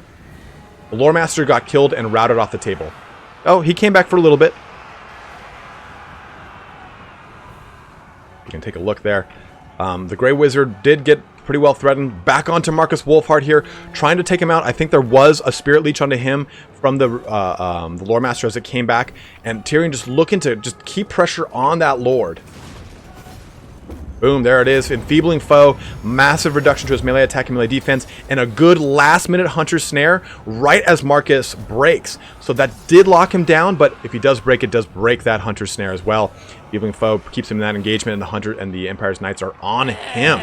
Now you can see the rest of the Illyrian Reavers, archers here, trying to help out the Dragon Princes as they deal with these Demogryph Knights with halberds, but they're making short work of these guys. The Fireborn over on this left flank, again dealing with these other Demogryph Knights with halberds as well, and who are just kind of getting beat up pretty hard. It is a pretty big battle here. The balance power bar has shifted in favor of FlyingTaco's Empire, and HjalleNalle, while he has knocked out the Empire's leadership with Marcus Wolfheart, the rest of his front line is really buckling without that magic support of both Spirit Leeching and Earthbloods coming out from those from the Lore Master of Hoeth there. Woo! Tyrion might be getting a really good shot from his Heart of Avalorn here, but again, you know, he does have a lot of damage, 470. He has used Standard Ground and Fade and Riposte, but those Demogryph Knights are going to do a lot of damage to him. Army loss is kicking in, and FlyingTaco pulls ahead here, getting a 1-to-1 tie-up in this best-of-5 final round of Qualifier number 2 of the Warpstone Cup. Go ahead and update that scoreboard. Woo! That was spicy sausage, guys. Man, that was really good, right? That it was really awesome to see the Lore Master of Hoeth get a really good, strong 50% damage onto Marcus. I think he got a further 15 or 20% when he came back from that initial route, but HjalleNalle had an uphill battle right after he lost that Lore Master. Marcus Wolfhart was able to just snipe him so hard in the very beginning portions of the map. Amber shot, not Ember, Amber shot as well as Focus shot, really doing a ton of damage to him. Now, in addition to that, FlyingTaco was able to keep a lot of pressure onto that front line with that Occam's Mindrazor overcasted in conjunction with the Empire Knights, doing so much damage to these White Lions of Trace and to the Spearmen. While I do think that the Spearmen and the White Lions did perform very well, they just couldn't match up to the amount of cavalry charges they were dealing with. In addition to that, you did see HjalleNalle trying to mirror that and get some charges into the Sigmar Suns, but his Dragon Princes were shut down very quickly by the combined efforts of the Demogryph Knights with halberds. It was a very awesome game for the High Elves. Unfortunately, they did not win. That does sadden me, but they did do very well. Making sure I didn't miss any super chats this time. Yeah, Teclis probably would have been hurt very hard. All right, Oakenhammer is next on our list here, and we are all good. Now we're going to see what our upcoming matchups are going to be. In this quick moment here, guys, I'm going to take a quick bathroom break. Give me 2 seconds here. Looks like a FlyingTaco is moving on to the Tomb Kings, so just give me 1 minute. I've been holding this one in for, I've drank like 2 gallons of water since we started, it feels like. I haven't. But I've drank quite a bit, so give me 1 second. Ooh! Lost my green screen.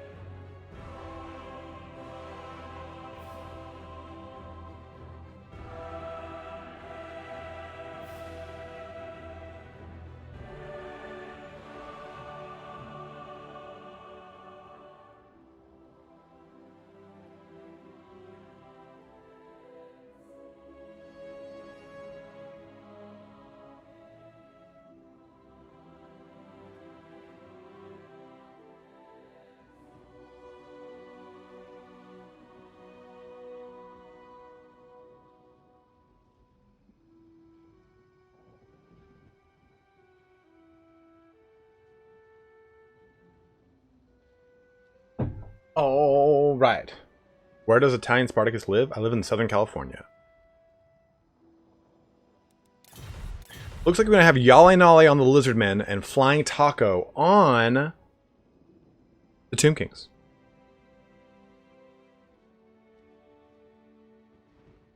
I never do roleplay campaigns. William, I typically just... That's kind of how I do my campaigns. I kind of think of like, okay, this doesn't make much sense for me to do this. Unless I have a very specific thing in mind. Like when I do those challenge campaigns where I'm like, okay, I'm gonna play as Volkmar the Grim on Volkmar's Crusade, and I'm only gonna go attack. I have a Fiat 500. No, I have a Ford Focus ST, and I fucking love it. No, I like to do like, okay, Volkmar the Grim, and I'm gonna go rampage through the vampire counts. And as soon as I completely take over Sylvania, that's gonna be the winner of my campaign. That's how I win my campaign. So James M just asked, for complete noob, how does the tournament work? The tournament works like this.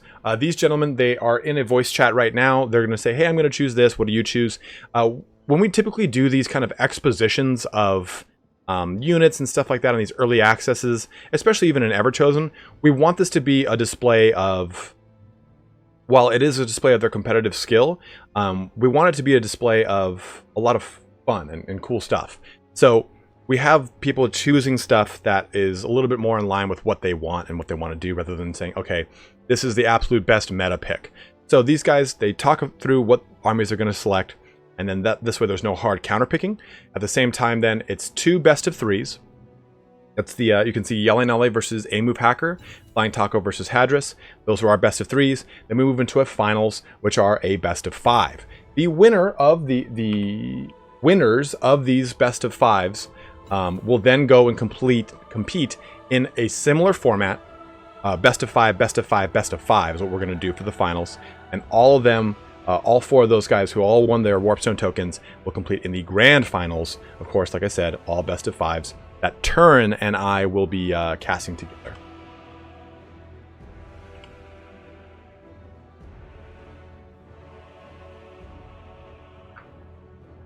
All right, Hugh Gedney, have a good one, dude. Thanks for joining in, brother.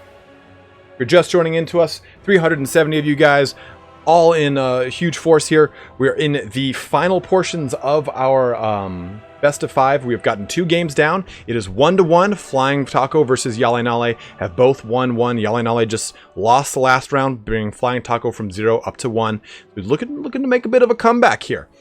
So both of these guys were undefeated coming into the finals, and it looks like they both have marked a loss on each other's record here. Love you 3000, bro.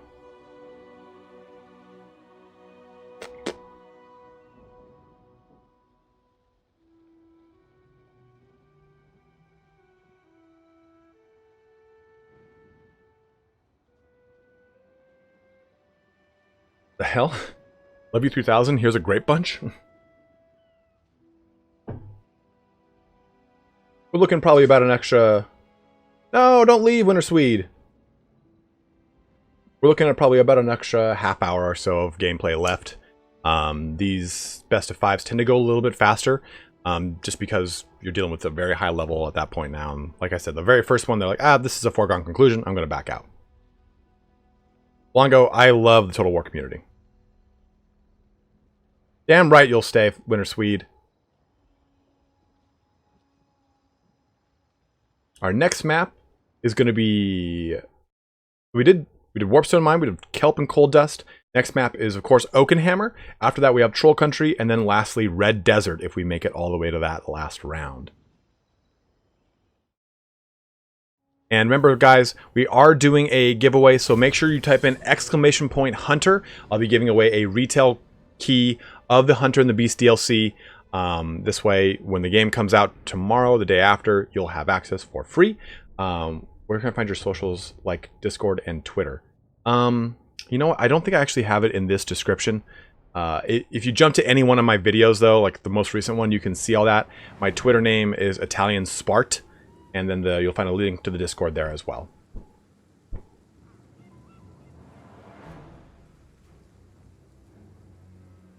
And the competitors are just loading into the map here right now. About to get underway on Oakenhammer. We will be having 2 more giveaways on the 14th and the 15th, and then 2 more on the actual grand finals whenever we decide to do that. We have to kind of link everyone up together.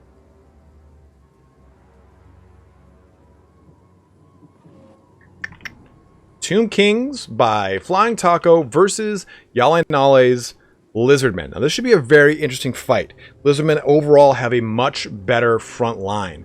We're probably going to see a lot of Tomb Guard from FlyingTaco. At the same time, the Lizardmen have a lot of very scary beasts that can oppose a Tomb King Tomb King construct army. Personally, I think that a lot of the Tomb King constructs can't match up to the amount of dinosaurs, big dinosaurs you can field in the Lizardman army. So I expect both to not really bring a lot of those big scary units and focus mainly on their mid-size, I guess, larger units, large infantry, monstrous infantry units, and their infantry as a whole. Let's take a look at these both these armies here. We're going to take a look over here at HjalleNalle's Lizardmen first. We're going to see 1, 2, 3, 4 units of skin cohorts with 1, 2, 3 Temple Guard. Yeah, 3 Temple Guard units. None of the Star Chamber Guardians here, but we do also see a Saris Warrior in the back. The Sock'em Bopper, Sacred Croxagores, some Razor Dons, just a standard edition. We're going to see a Feral Carnosaur for some good anti-large AP damage. We're also going to see another unit of the Sock'em Bopper Croxagores, and then look at this little bad boy. The Light Priest. Now, with this, we're going to get Bjorn's Time Warp, we're going to get False Protection, and then, of course, the Net of Ammontok, and a Bound Banishment as well. But that concludes our Lizardmen. Quite a fun little force here. It should do a lot of damage to a front line, as well as a lot of good supporting elements from these Kroxigors to do quite a bit to, say, any kind of Ushabti and the such. Replace Warhammer music with fast jazz. Jesus Christ, guys. Alright, so let's take a look at FlyingTaco's army. King Nikesh's Scorpion Legion leading the way, very front. And then Skeleton Warriors, and Skeleton Warriors. And then more Skeleton Warriors. So we see flanks of Skeleton Warriors and Spearmen in the very back. Normal swords in the center, and then Tomb Guard on the left and right flanks with King Nikesh's Scorpion Legion. We're going to see 2 units of Ushabti Great Bows in the midfield, as well as a Tomb Scorpion here, quite good, quite strong. We're going to see a Tomb Prince here to get a nice amount of AP and anti-large as well, with also its bound ability. It's always worth taking a look at here. The Curse of Jaf is minus 26 to melee attack, as also rampages something.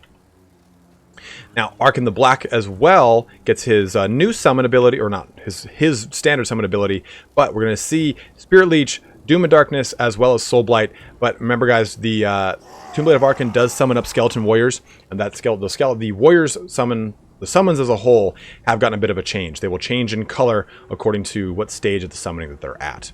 And the Hekar and Horsemen on the flanks. And the Hekar and Horsemen in the very back as well. So everything is good. Let's get this fight underway.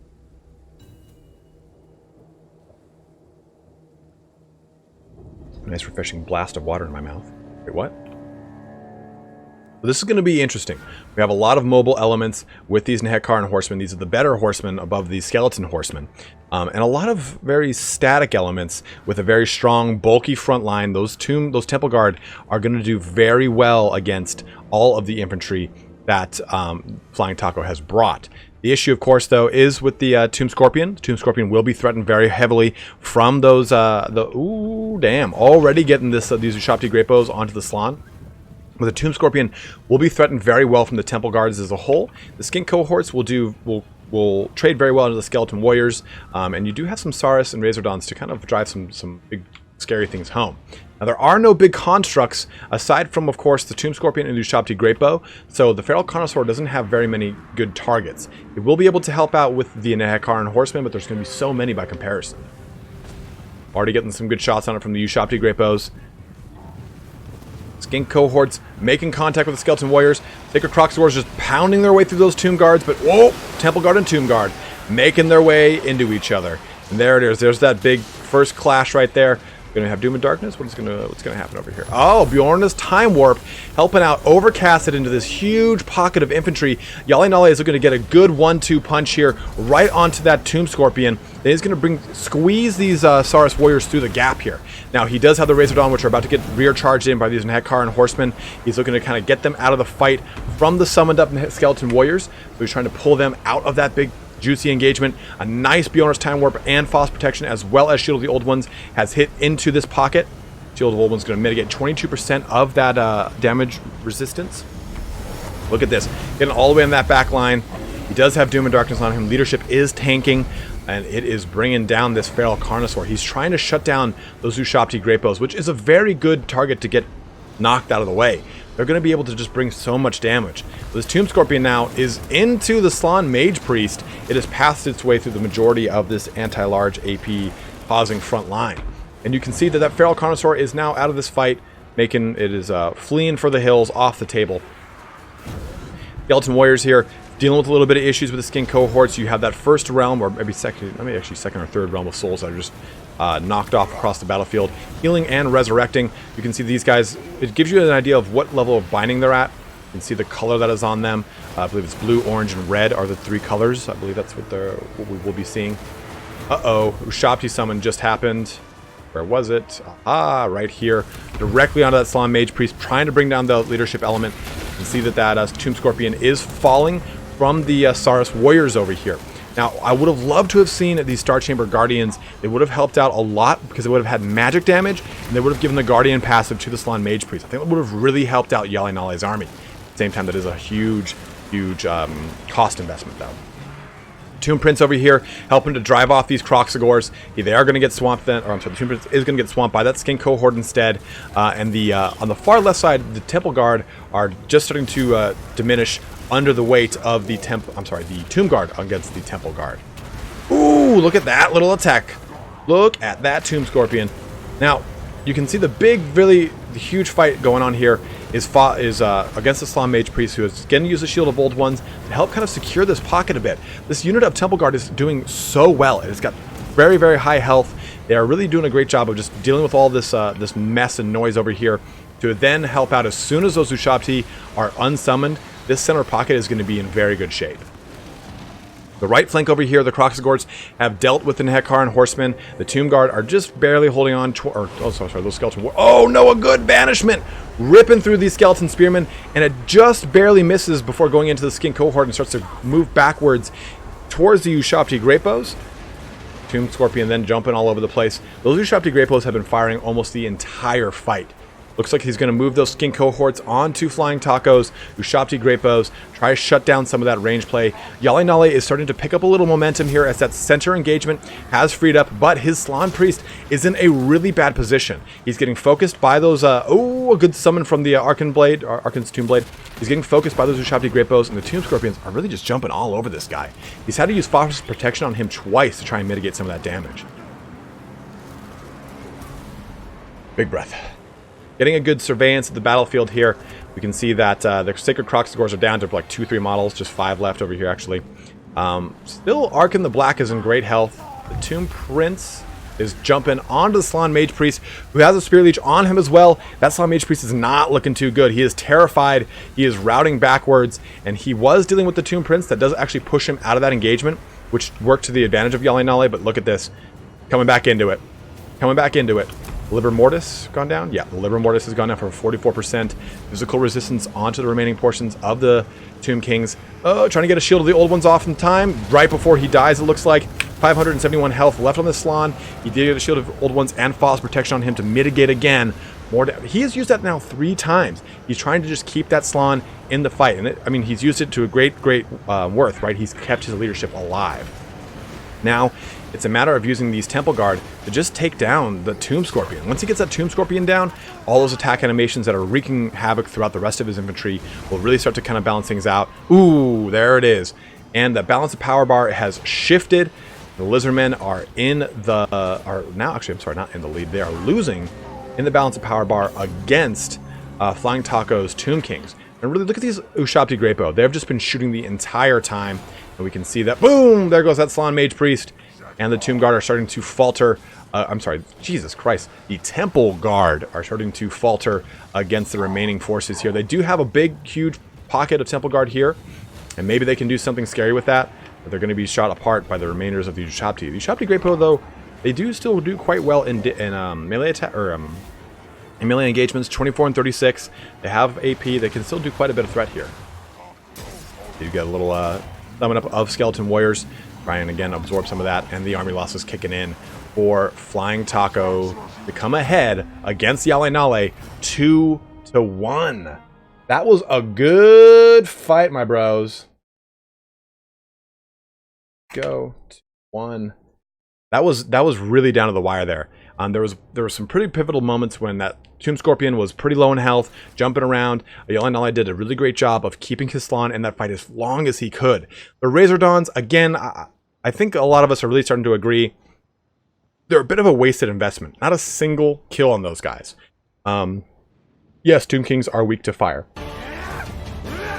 Hey, we got a new sponsor. The Sullied has joined the family. Welcome aboard, brother. I think the Salamanders, Luke just mentioned this in chat. Salamanders would have been a better choice than the Razor Dawns. I think the Razor Dawn was, again, a choice to showcase the model as well as threaten constructs. But the Temple Guard, they really did some work here. 135, 108, 97. I think because HjalleNalle had to deal with so much damage onto his Slann, he couldn't divert his casting to the rest of his army. The Feral Connoisseur got knocked out of the game so quickly as well.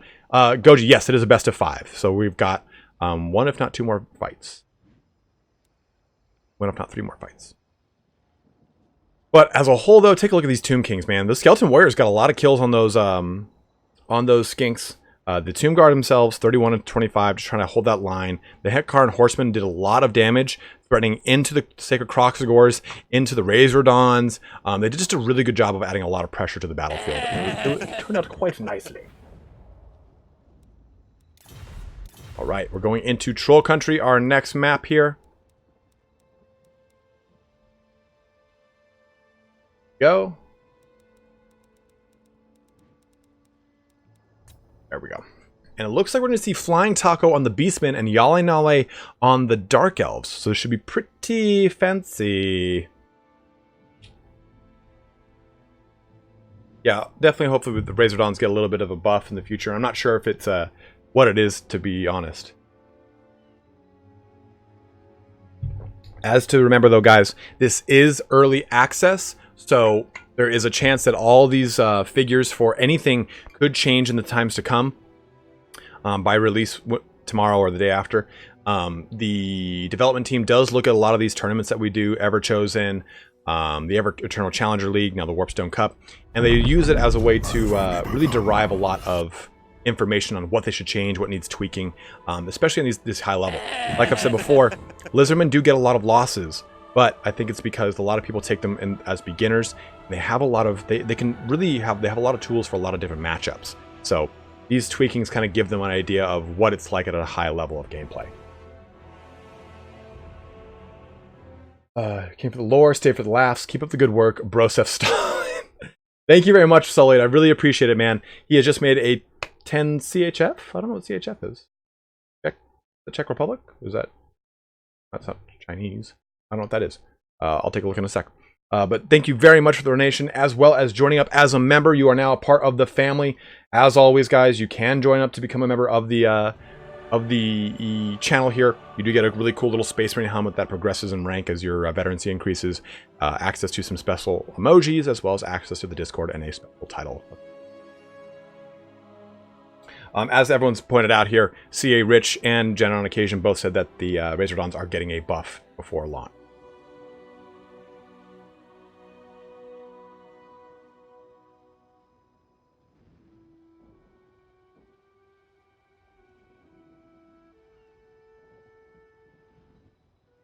Bombing fluid is indeed flammable. It is a true fact. CHF is Chinese francs? Is it really called... I thought it was called yen. Francs is fucking French. Don't do this to me. Are you serious? Is it actually Chinese francs? No, it's congestive heart failure. You see? You see? I knew it. Swiss franc. What? It's a Swiss franc. Why is it CHF?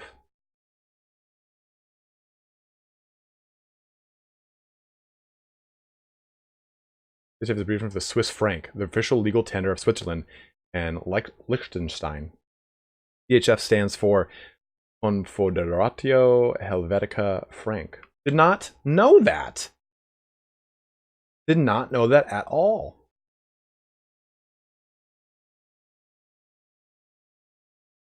Oh, we just got another donation here from James M. For the Eisenhorn series, Caiaphas Cain, Garo, Devastation of Baal, Talon of Horus, First Heretic, etc. were great books to get into 40k. Does fantasy have the equivalent? That is a really good question. I did do a video on that, kind of chronicling like what you can do. Oh, I'm going to go ahead and start this fight here. It depends on what you want to learn about, James. And thank you very much for the donation, dude. Do you want to learn about High Elves? Then start The Sundering. That's a really, really good series. Do you want to learn about the High Elves and their genesis and everything like that, and Tyrion and Teclis? Start the Tyrion and Teclis trilogy from William King. And another donation from Kezi. Thank you very much. How far are you into Conrad Kerr's book? I'm 5 chapters in. My word, he has problems. Dude, I love it. I absolutely love it. Get it. I'm at page 85 out of 184. That's where I'm at. But just to hear him interact with Corax is awesome. To hear how he talks about like he has like a weird perverted veteran or like obsession with both Corax and Sanguinius, and I would not have expected Corax. Like he talks about Corax and how it's like, you know, I rule the shadows, but Corax is made of shadows, and it talks about how the Night Lords couldn't quite understand what was going on. Like, what's up with their helmets? They can feel that there's something here, and it's the Raven Guard who literally come from the shadows, who just kind of open up from the shadows. It is so awesome. So if you're in that book, if you're into Warhammer 40k, jump on that. James M, though, to continue what you want, Grudge Bearer is really good. That whole series, if you want to learn more about dwarfs. Empire, Gotrek and Felix, I think, is honestly the best book series to learn about Warhammer as a whole. The centering, again, that's going to teach you about high elves, dark elves, and dwarfs. There's the War of Vengeance, which will teach you about high elves and dwarfs. That's very huge. There is a series of books called Legends, like Warhammer Legends, and that chronicles Narada, it chronicles Nagash, it chronicles Sigmar, Venarian. Those are the big players and the early people that kind of make each and every faction's overarching lore or mythos. So those are really worth checking into as well. Good, Chris. I'm glad you enjoy it, brother. Okay, so let's take a look at these armies here. Both factions have loaded in, and FlyingTaco is looking to get a lot of early aggression with his little Vanguard play from his Beastmen. So 1, 2, 3 units of Ungor Spearmen with 1, 2, 3 units of Ungor Herds. Midline here, we've also got some Ungor Spear Herds in the left and right flank, Ungor Raiders, followed by Sons of Goros, Centigors with great weapons, and then Centigors on the left and right flanks as well. Followed by Baconators on the left and right, Razor Gore Herds with AP, of course. We do have the Butchers of Kalkengard with their lovely AP. They do have shields. More Ungor Spearmen. I'll answer that in a second, Hannah. We also have a Razor Gore Chariot here. And, of course, the Brave Shaman of Wild. Spells that we get on this bad boy. We got Vile Tide as well as Savage Dominion, allowing us to summon up a Cygor. And we have Morgar Shadowgrave. So a lot of very fast, very heavy aggression coming in from FlyingTaco. He's looking to clinch it here. If FlyingTaco gets this win, he moves on to the grand finals. It is 2-1 in this fight here, guys. FlyingTaco is ahead by 1, and if he wins, he gets ahead and wins this one. Now, on the other hand, HjalleNalle is in it to win it to try. I'm sorry, he's in it to stay in it. If he loses this, he's out. So he has to play very hard and very heavy. He's got a unit of Harpies here with a lot of really good weapon strength. 44 weapon strength. They have like 500 cost, 400 cost. They're very cheap. They do have low armor and they have low leadership though, so you have to be very mindful of that. As well as he's got 2 units of Bleak Swords supported by 2 units of Dread Spears. He's flanking them with some Slaanesh Harvesters on the left flank and Dark Riders in the right and back field. Then we also see Sisters of Slaughter, which are going to do very well against the Beastmen front line, and the Sisters of Singing Doom, which are the Witch Elves Regiment of Renown unit here. Frenzy, they're poison, they're anti-infantry, they have physical resistance here because their dodge ability at 20%, they cause terror. They are going to be very strong in this matchup. Now, in addition here too, we're going to see Lokir Fellheart on Maelstrom, his dragon, and Lokir's loaded to the teeth. He's got Merciless Slaver for some leadership reduction. He's also got Helm of the Kraken, which is going to help his melee defense, as well as Replenishment here. Noxious Breath from the dragon itself, and then Dreaded Duelist, his big bad ability, which gives him melee attack and melee defense. In addition, he's got 520 AP melee damage, so he's going to be doing quite a bit, as well as a Charybdis. Now, the Charybdis is the anti-large AP variant of the Hydra, so there's not a lot of good juicy targets, but the Butchers of Kalkengard can be threatened by this. The Chariots, the Razor Gores, the Cygor when it comes up. So there are quite a bit that still can be done. Let's get into this. To answer your question, though, Hannah, oh, you know, you're leaving before I could answer your question. Sorry. If you're still here, mention me and I'll answer your question. He died fighting 4 Greater Demons of Chaos. He succumbed to his wounds, but he killed the 4 Greater Demons of Chaos during the Great Catastrophe. Ooh, a nice good breath attack already opening up here onto this Ungor herd. The Ungor horde here, doing quite a bit, but really it's got to go down the breast of the unit, the side of the unit, to really do the most damage. Chunked off a little bit of health here, but we can see the Dark Riders jumping into the fray, into these Ungors. The Sisters of Slaughter are down here as well, causing some rampage. The Butchers of Kalkengard, everything is in this fight already. Everything has just jumped in. The Sisters of Singing Doom as well, and the Sisters of Slaughter. Everything is getting on this fight. Doom and Darkness as well, helping out with some leadership, trying to get some cascade routing going on. Harpies jumping onto, this is a really good play here. So what HjalleNalle is trying to do, he's trying to knock out probably one of the scariest units in the army in the Butchers of Kalkengard. He's got the Charybdis, the Harpies, and Lokir Felheart on him, and what he's trying to do is get them down and out of the way. Because these units have regeneration, they can run away. See, they're still at max units. I'm sorry, models. They still have just dropped one, but they can replenish back to full health if they have max models. So he's trying to get a lot of pressure on them fast. But Slanish's Harvesters got hit very hard on this right flank here. The Centaurs and the Razorgore herds matching into the Dread Spears and the Bleak Swords. Murderous Prowess kicking off across the battlefield right now. Sisters of Slaughter get Murderous Mastery, so they'll be doing more damage in this situation here. Now, Cygor is getting attacked by both the Charybdis and Lokir Felheart, a good target for them, trying to get a lot of damage into them fast. Does he have regen on his dragon? He does not have regen on his dragon. Really, the left flank, though, is pretty good for the Beastmen. I think that FlyingTaco's left flank is very strong, and that's where he has the big boy. Oh, the Sisters of Slaughter just all turned into Chaos Spawn for the mighty Morgur Shadowgrave. This left flank, though, is just going to get beat apart. The Sons of Goros are over here. You got some Chariots over here, Razorgore herds. There's a lot. But they're going to be able to shut down this Bray Shaman here. They do have a Sorceress of Death, which I unfortunately didn't focus on. I'm sorry, guys. Doom and Darkness and Spirit Leech on that bad boy. Or bad girl. Oh, the Cygor is down as well from the Charybdis. So we see a lot going on. We have some Chaos Spawns that are summoned, some Bray Shaman, a wild that is going to be fought, that is going to be completely chased off, and that is now shattered. But Lokir is in great health. He's not too afraid of anything. The Sisters of Slaughter here are still doing a lot of damage to this line. This left flank has been cleared up. HjalleNalle is looking to just come back into this fight with a fury. And FlyingTaco's all-in kind of alpha strike with the Vanguard movement it didn't pay off as well as I think it could have. I think that HjalleNalle was able to meet good charges here and keep his army in a really good mobile situation. The Charybdis and Lokir have been really just moving around this entire fight. So it's really nice to... oh yes, I'm sorry. Lokir does have regen, I forgot. He has regen from his armor itself.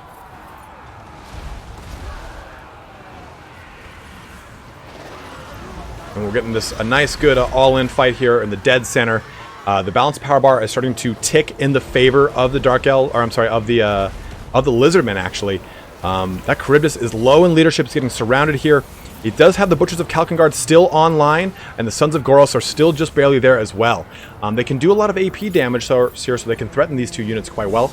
The Chariots are looking to just kind of poke into stuff. A lot of the High Elf line is routing. There's still so much of the Beastmen still on the table. Razorgore herds, you still have the Butchers of Kalkengard, you've got Centaurs all over the place. There is so much going on.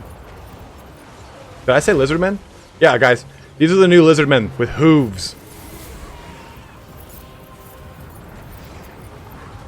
Dreaded Duelist is now on to Lokir Felheart as he's looking to just take out the leadership element of the Beastmen. The balance power bar is still 50-50, just because, remember guys, as large targets, these do contribute quite a bit to the balance of power.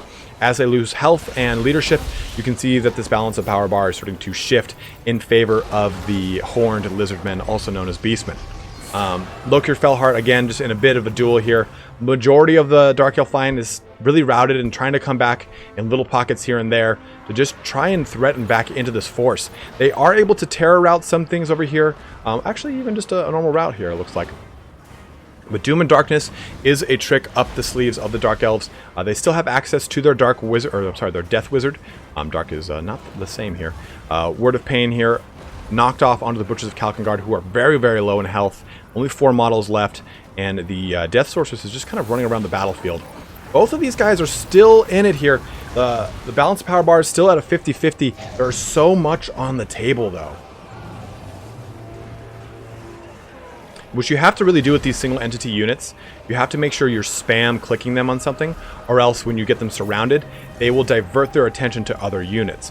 So if you want Lokir Felheart to focus down Morgur Shadowgrave, you have to constantly be right-clicking on him to attack. Uh-oh. Charybdis attacking the Butchers of Kalkengard, looking to try and get rid of them as fast as he can. And they are fleeing, and the balance of power bar is shifting in the favor of FlyingTaco. And I think, guys, this is going to be it. I mean, if HjalleNalle can't pull this back somehow, FlyingTaco will pull ahead and win the finals right here. But there's like I said before, I hate to beat off a dead horse. There are just so many elements of the Beastmen army still on this battlefield. And a very large helicopter just went over my house. Feta Buna? Did we see Feta Buna?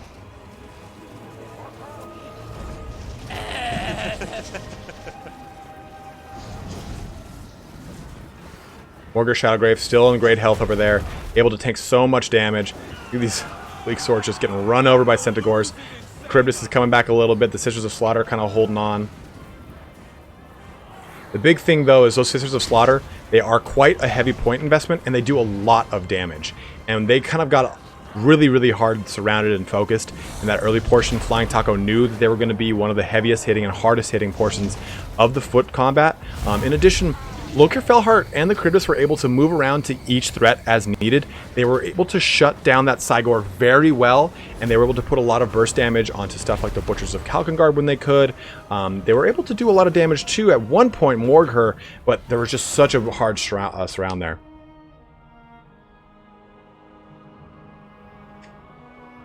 Oh my god, my shoulders are all locked up. There's an intense match. So, we have HjalleNalle falling to FlyingTaco yet again, pushing FlyingTaco ahead, and the new winner and proud recipient of a Warpstone token. Edit that scoreboard right there. And we can take a look at these two armies. FlyingTaco had a really good... wait a minute. What's wrong with me? Yeah, there we go. My brain got crisscrossed to look across the screen. FlyingTaco had a really good Beastman build here, right? He did a lot of really good early aggression, keeping everything vanguarded with the amount of Ungors on the table.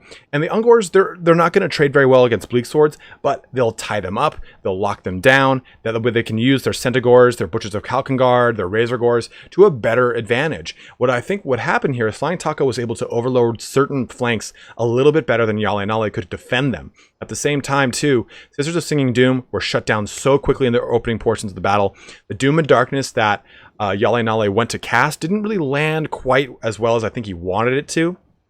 It probably would have been better suited in the kind of mid-left field where there were more Ungors than there were anything else. The Slaanesha's Harvesters also were focused down very hard. I think the Sons of Goros have magic weapons. I can't remember off the top of my head. But the Slaanesha's Harvesters do have a good 40%, I believe, physical resistance. But they were able to get focused down very quickly in the early fight, shutting down their ability to use Soul Stealer, Word of Pain, so on and so forth. The Charybdis, though, the Charybdis and Lokir were able to move around and respond to threats very accordingly, but they just couldn't really kind of, they couldn't be the MVPs of the entire fight because there was just too much going on at once. But huge shout out to all of our competitors here today across, oops. Yes, Sons of Goros do have magic attacks. So huge shout out to everyone here today. Amovehacker, HjalleNalle, FlyingTaco, Hadres, Hadres. Everyone did an amazing job here today. This is only qualifier number 2 of our 4 qualifiers. We do still have 2 more qualifiers to do. Gojira, are you still doing your King of the Hill? And remember, guys, if you haven't, type !Hunter for the what's it called, the giveaway. We'll be doing that here in just a second here. I'm going to roll the credits. Thank you guys so much for those of you who did donate here today. Always a huge benefit, and to those of you who joined up on the channel as a member. But remember, guys, !Hunter, get up in that giveaway. We're gonna do that giveaway here. I'm gonna give it I'll give it like 2 minutes. I'm gonna make sure you guys have entered into the giveaway. !Hunter, do enter in. Let's give a thanks out to those of you guys who did donate and who joined the channel. Huge shout out to both Sullied and James M. You guys are our newest members. Welcome to the family. To Shucksaw, to James M for like 4 donations throughout the entire duration of the stream. William Darton, to Kezi5938, thank you very much. As well as a shout out to Hannah Lepanen for her donation, or his donation as well. Thank you guys very much. Those donations help me out immeasurably. I can't stress it enough, guys. Thank you so much. Spicy Fights, thanks for the stream. Absolutely Strontium, I mean. And again, huge shout out to the players. They did so well today, guys. They crushed it. Our next match... Hey, thanks for subscribing. Our next match, our next thing here is going to be... Told Gojira to link his stream. Our next, what the hell's it going to be? Game is going to be Zero and Viosh versus each other, and then Zyphos and Waresha are going to be our Varesha, I think, are going to be our next ones after that. YouTube.com, Gojira Gaming. Not to be confused with Gojira, which is a band. All right, I have got your channel, loving the content, keep it up. Well, thank you very much, Drake Foss. Thanks for joining in, man. Let's take a look at this giveaway, my brothers. We're gonna close the giveaway now. I'll wait my 10 seconds. I said 2 minutes. If you've already typed it in, you're all good to go. I'd never shut it during the entire stream. 5, 4, 3, 2, 1. Giveaway closed. Now let us pick a winner. The winner is... You know your name. I can't say it out loud, but you know your name. Ski, are you there? If you do not respond, I will give away your... Oh, there he is. Ski, are you on the Discord? Get you invited to the Discord. Remember, guys, we do have we have 4 more keys to give away. We'll be giving away during the 14th to 15th streams, as well as when the grand finals are. Make sure you join that Discord, please. Ski, let's get you on the Discord, and go ahead and directly message me on the Discord. You should see me in the upper right corner as one of the Primarchs.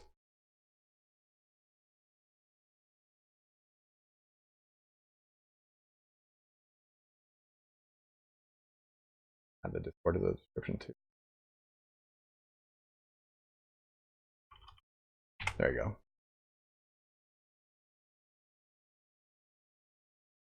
Congratulations to you, Ski. The winner of our giveaway here. That will conclude things for today, guys. Did that not? Oh, man. There we go. I didn't have my... There we go. There's the credits I wanted to roll. So, guys, again, thank you very much for all of your donations, for your subscriptions, for your membership joinings, all that stuff. Thank you very, very much. Again, one last shout out to all the people here that joined in. Here is Gojira Gaming. He's doing a King of the Hill early access, so go ahead and watch Gojira Gaming here, guys. He's going to be diving in on the early access as well. So if you want to continue to watch more of the early access, head on over to his channel and he'll have all of the goodies for you. But guys, as always, thank you so much for watching here today. Great stream to everyone. GG's, as they say in France.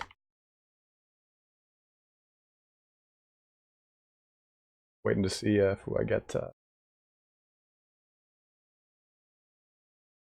A lot of new arrivals today. But Ski, go ahead and message me on Discord and we'll get you all set up. Cheers to you as well, Kezi. Thank you again. Thank you, thank you, thank you, thank you. But all right, guys, that concludes everything for today.